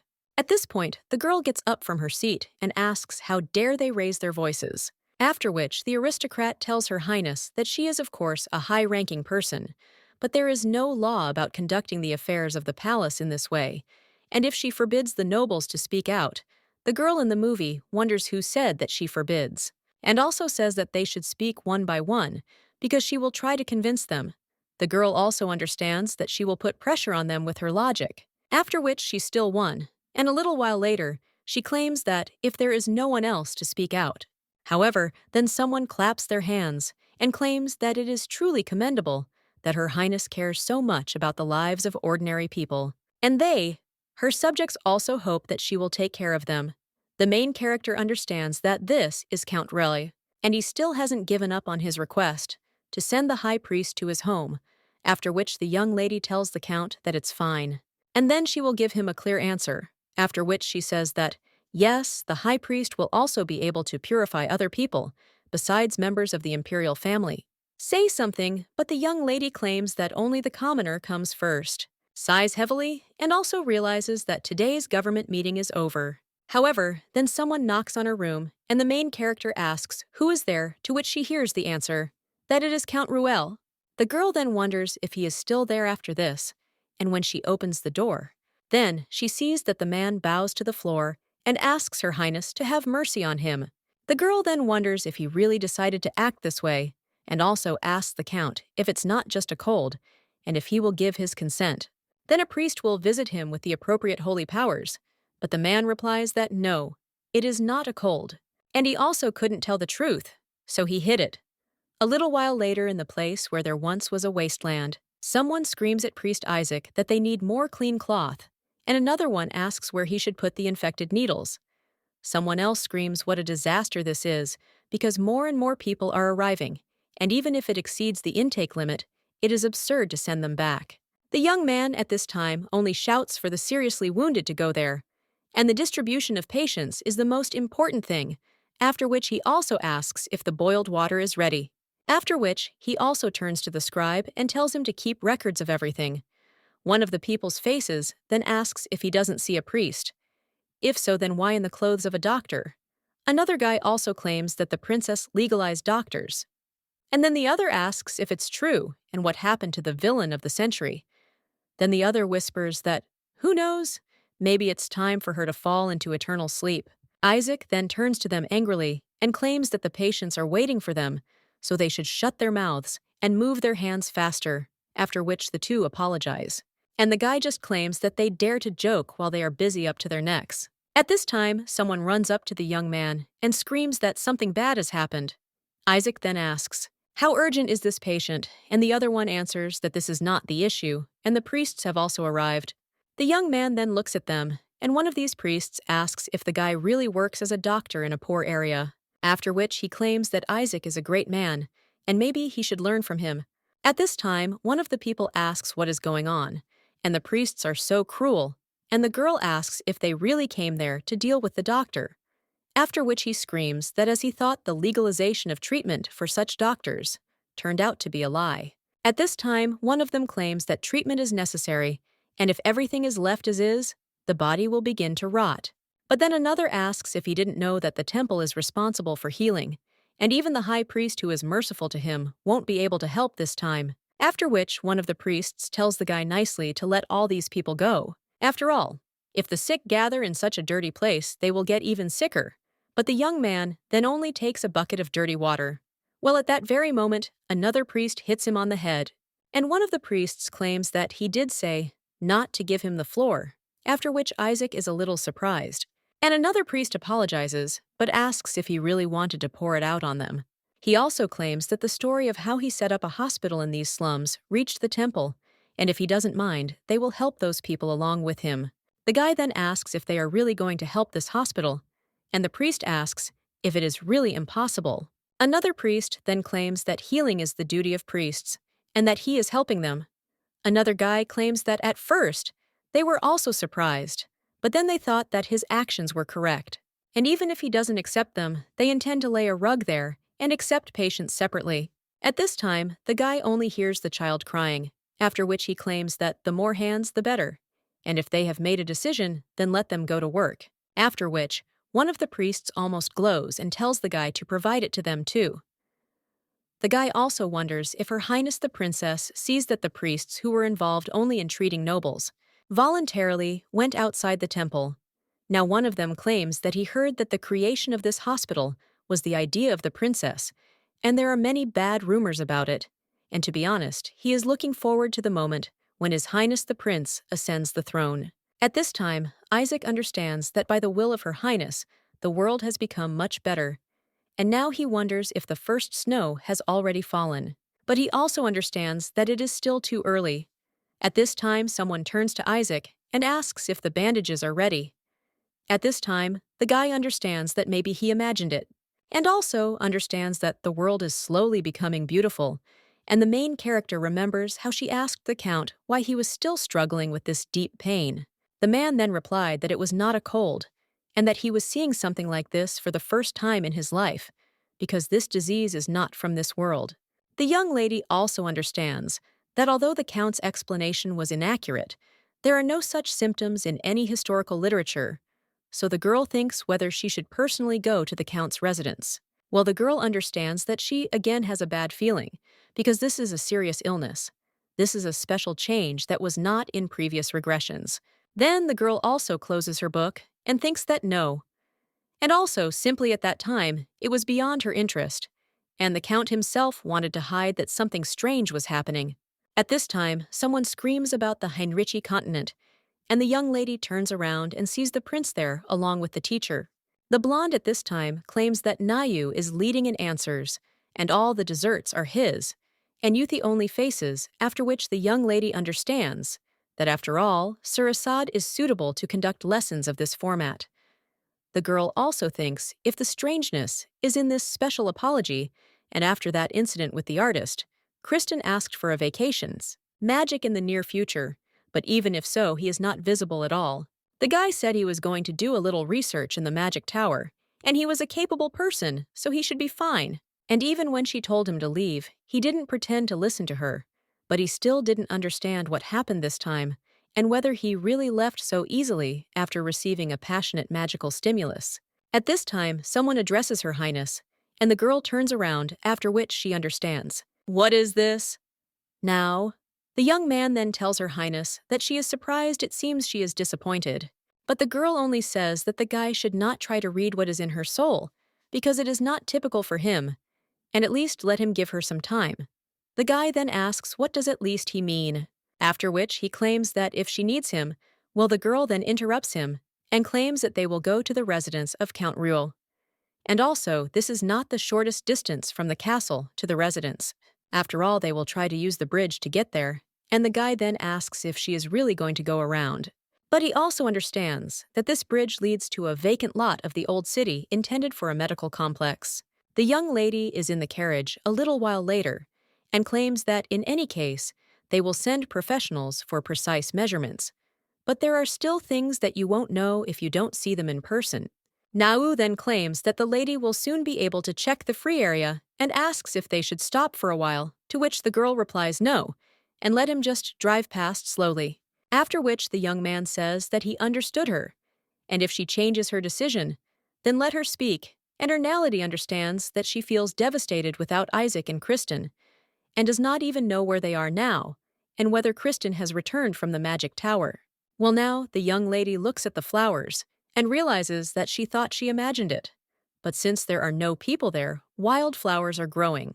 The young lady also thinks that it is good that she came to see them, and that they will have to be disposed of as soon as the construction work begins, and it would also be better to transplant them to a slightly different place.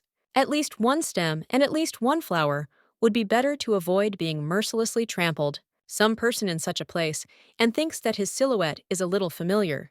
The girl also thinks that it is really Kristen, and a little while later, they already arrive at the residence of the Count, after which they get out of the carriage, and the guys claim that he wants to ask Her Highness something and wonders why she personally came to this place. After all, rumors spread faster than the wind, and everyone already knows that the county is seriously ill. The main character then realizes that this guy doesn't know that she has immunity to magic, and she wonders what the connection is between immunity to magic and illness. After which, she also ponders whether she should tell this blockhead, after which the young lady only claims that it is because such a higher being as she does not get sick. The guy then asks if she is serious or joking, and at that time, the Count meets them and says that she has arrived. The young lady then realizes that he looks darker than usual, and that he is like a different person, after which the girl will persuade the Count that she heard that the symptoms appeared after sunset, so she came to check on his condition. The man then asks if Her Highness is alone, because it seems to him that without the high priest, she cannot do anything. He also turns around and says that if she is so stubborn, then does he have the strength to object to her? And yet he should give her one piece of advice, and it would be better if she left her servant there. The guy then says that this man is strange. Why would he suddenly leave Her Highness alone? But the main character says no, and they will do as the Count said. Now then asks why, and the girl understands that in the end she will have to explain to him, after which she claims that she will briefly say that the guy should not dare to visit her. The girl understands that she has dug through all the books, but has not found a single case similar to the county's illness. But she thinks that if this is not an illness but magic, then this incident can be explained. Considering the fact that a high-level mat has appeared in the capital and what is called a disease in the county, it may have symptoms of the disease. But what if magic is involved, and therefore she is not susceptible to magic? She should enter the county alone. Well, if you say it all in one expression, the girl claims that the guy has Nayu, and if he doesn't want to leave the boy alone, he should take care of his health. But the young man only cries out that it seems she has completely forgotten, because even though he has turned into such a pitiful, fragile appearance, but he is still a person who carried out the affairs of the Assassin's Guild, and the safety of Her Highness is his duty. Some strange creature crawls out from underground in front of the Count. The young man then also asks in shock what it is, because something strange has come out. And the Count just tells the guy to listen to what Her Highness is telling him, because this disease is dangerous, and you can't get close to it, otherwise you'll get infected. The main character then thinks about what a strange smell there is, and she has heard about it but hasn't seen it in real life.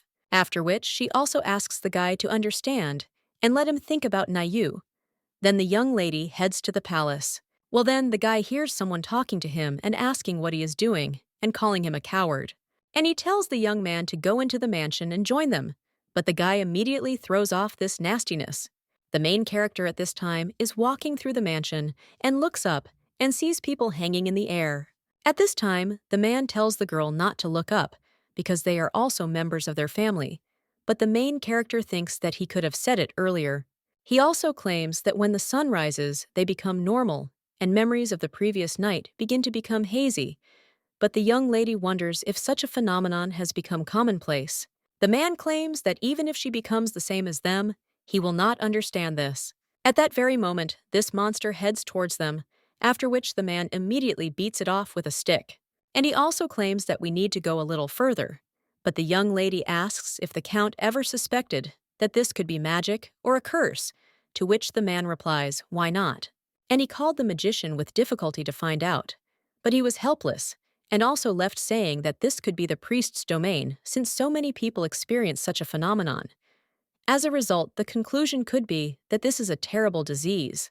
He also points to one of the rooms, and the young lady understands what it means in it. But at that moment, someone interrupts the young lady, and he says, what a nightmare is going on there. It turns out to be the chief priest, and he addresses Her Highness, and also claims that upon hearing the news, he immediately ran there and then offers to go together. The Count then sees the high priest and immediately bows to Her Highness and thanks her for calling the high priest, and now he feels that everything will be fine. But the main character says that they should not rush to conclusions because the situation is difficult, and only she and the high priest will enter this room because it will be problematic if the Count's illness worsens, and the man then claims that he will wait for them downstairs, and also asks them to take care of themselves. At this time, the girl only turns to him and calls him Philip, but the guy then only turns around, and the young lady grabs him by his clothes and asks, didn't she tell him to wait outside? But the man asks what the hell she's talking about and why pinch an old man like him. But the main character then wonders what kind of antics these are, and he changed his appearance to the high priest, thanks to the ring she gave him. Well then, the young lady suddenly believes that there is no ring on his hand, and asks if he really is the high priest, then, after which the girl says that it can't be, and what method he used. But at this time, the man only says that Her Highness should not turn around. The main character then thinks what he is talking about, and the man says that under no circumstances should she move. And so quietly, and also let him not let go of her hand, after which the young lady thinks why, and is there really something there? But if you don't say what's there, then it's even scarier. The man at this time only fights off all these monsters, and at the right moment grabs the young lady and also screams that they run away from there. It turns out to be now, after all, and the young lady understands that everything is as she thought, after which they finally stop. And the guy claims that they ran there, and it probably won't follow them, but he still asks what happened. After all, even in the guild, there have never been such situations. Well, and the main character then screams in shock. Didn't she tell him to wait outside? She also tries to shake the guy by the collar, but still screams that it is impossible to even move him. But the young man apologizes, but the girl claims that in fact he does not regret anything. The guy then claims that he held the ring in his teeth and was afraid that if he put it on his finger, he would immediately be kicked out of there, and it seems that he works in any case if he is near the owner. He also tested, and even clothes could be changed, and the young man asks if it is possible that there was an artifact of such a level, after which he asks where the lady found it, and the girl answers that it is the princess's props. She also knocks on this door and asks if it is locked. But then the main character thinks what this feeling of fear is, and why in such a situation only the Count remained sane, and asked for help from outside, because the mansion seemed to be trying to invite someone. The guy at this time claims that the door is locked, so he will have to stay there, and the young lady claims that he needs to somehow get out of there, and he is the one who can do it, so let the guy find the carriage outside. But the young man then wonders what Her Highness is talking about, and that they are not allowed to go outside the mansion and must stay inside. The main character then says that she knows, and he says that they should stay in the quarantine zone because of the risk of infection. But in the case of the Count, he was in contact with many people and nothing, so they need to get out of there as soon as possible. However, the guy then only claims that he did say that we need to stay there. The young lady then asks what he is talking about, and the guy just asks if she really thinks that it is for him and why she makes people repeat it, after which the young lady understands that this is the appearance of now, and she screams for him to let her go and also come to his senses. The girl also understands that he is becoming the same as the people in the mansion, after which the young man offers to return and go to the mansion right now. Well, the main character claims that there is no need to do this, after which she asks him to come to his senses. Well, then the girl also feels someone's magic and wonders if it is that warm light. And she had already felt it somewhere, after which the girl wondered if it was really Kristen. But she also understands that he is not an enemy, and this is the man she saw in the old city wasteland. Then the girl realizes that her consciousness is beginning to fade, and at this time, the guy is whispering something in her ear, after which he kisses her on the forehead and carries her away and also grabs Now with him. A little while later, the young lady is already getting up from the bed. She also understands that this is her room, and at that moment, someone turns to Her Highness and asks if she is awake. The main character wonders if this is Emmy's voice, and wonders if she has regressed again and fallen into an eternal sleep there. Highness is okay, and now only wonders if she fell herself. The young lady then realizes that it is that guy, and if it is Philip, then she has not regressed, and also did not think that she would be happy with his impudent voice. The young lady also asks how far he remembers yesterday, and the guy answers that, until the moment when he ran with her along the corridor, and he vaguely remembers talking to her about the ring, but since then, everything is like a fog, and he woke up next to the gate. After which, the young lady understands that it was not Now who had that strange appearance, and the young man asks if he had been rude. Opilia replies that she won't blame him, so everything is fine, after which the young man thinks, is she going to blame him? But if so, then it means he definitely did something indecent. The girl also says that it is necessary to call the high priest at the request of the Count, and the guy asks whether she will fulfill the request because the Count has shown a lot of disrespect to Her Highness. The girl replies that the manager should be especially careful in emotional treatment of opponents, and besides, she saw the dangerous situation in the mansion with her own eyes, so there is no reason to think about it, and if possible, she thinks that it would be nice to call the current master of the magic tower. But she also remembers that he disappeared, and then the next master of the magic tower. That is Sir Kristen. At this time, someone runs up to the young lady and says to Her Highness that she should be in good health, but the prince only cries out to Niu that Her Highness is still tired. At this time, the main character asks what is wrong with them and whether they really heard something, and the boy claims that they say that yesterday the lady returned unconscious. The blonde also follows the two and apologizes, and also claims that he was entrusted to conduct classes instead of Kristen today.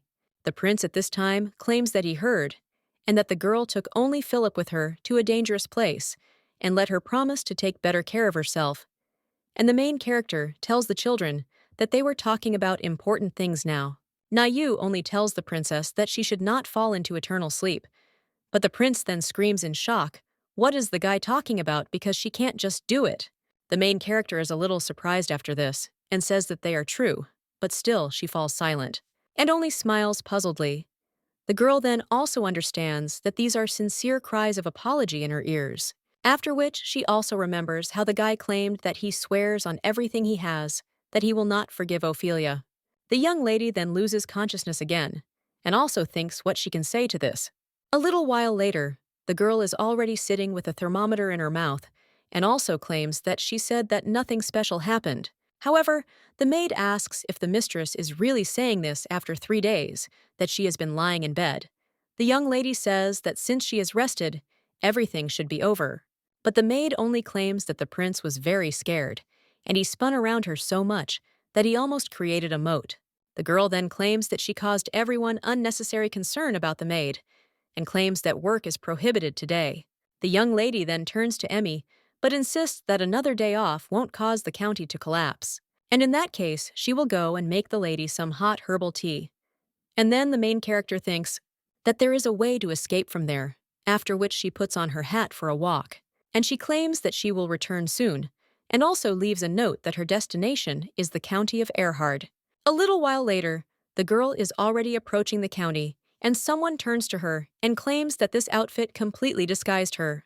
The main character understands that it is Sir Assad, and also claims that he is wearing a very simple outfit. The young man replies that he is used to dressing like this, and is pleased to see Her Highness in a good mood. But before Kristen was recognized as the next owner of the Magic Tower and received the title of Count, the family was only the owner of a small land on the outskirts. That is why he is used to working with the land, even though he is the eldest son in the family. But the Erhards owe a lot to Kristen, the main character. Then says, what about him? Is it true that his younger brother went to the Magic Tower?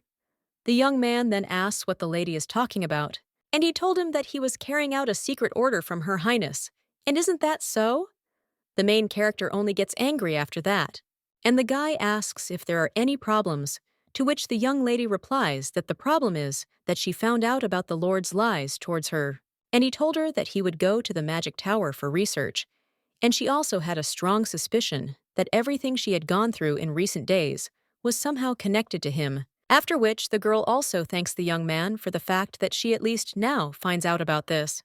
He claims that he will take her to the palace, to which she replies that it is not necessary, after which the guy, he continues to work on the ground, but after a while someone approaches him, and he asks if it was really Her Highness, to which the guy only claims that she left, and his brother says that it's good, because he didn't expect her to come there so quickly, and also thanks Assad for not telling about his presence there.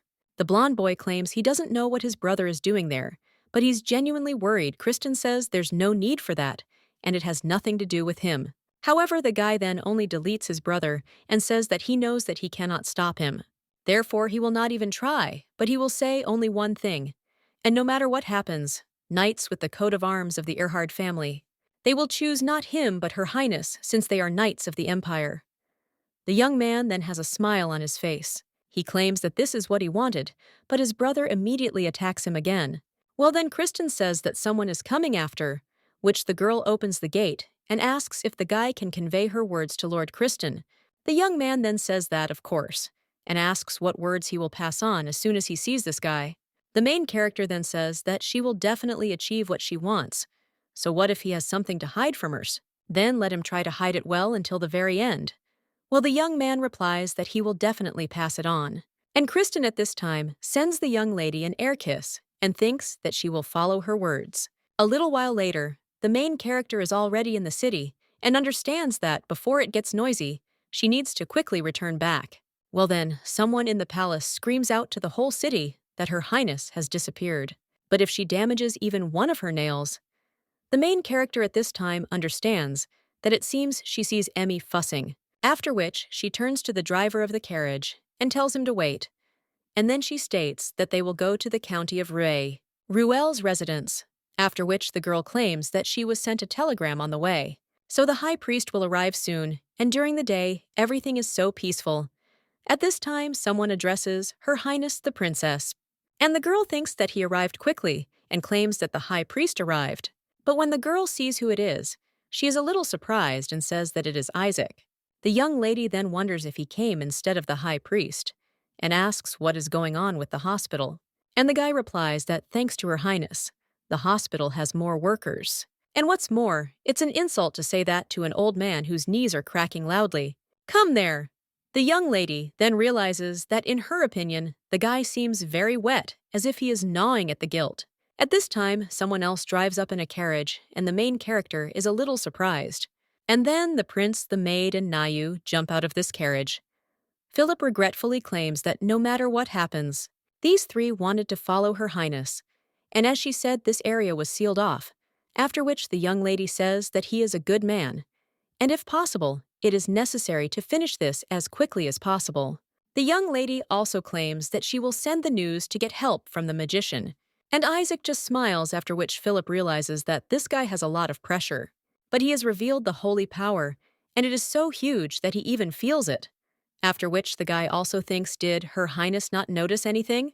He is a guy at this time, approaches a young lady, and claims that he will do everything possible.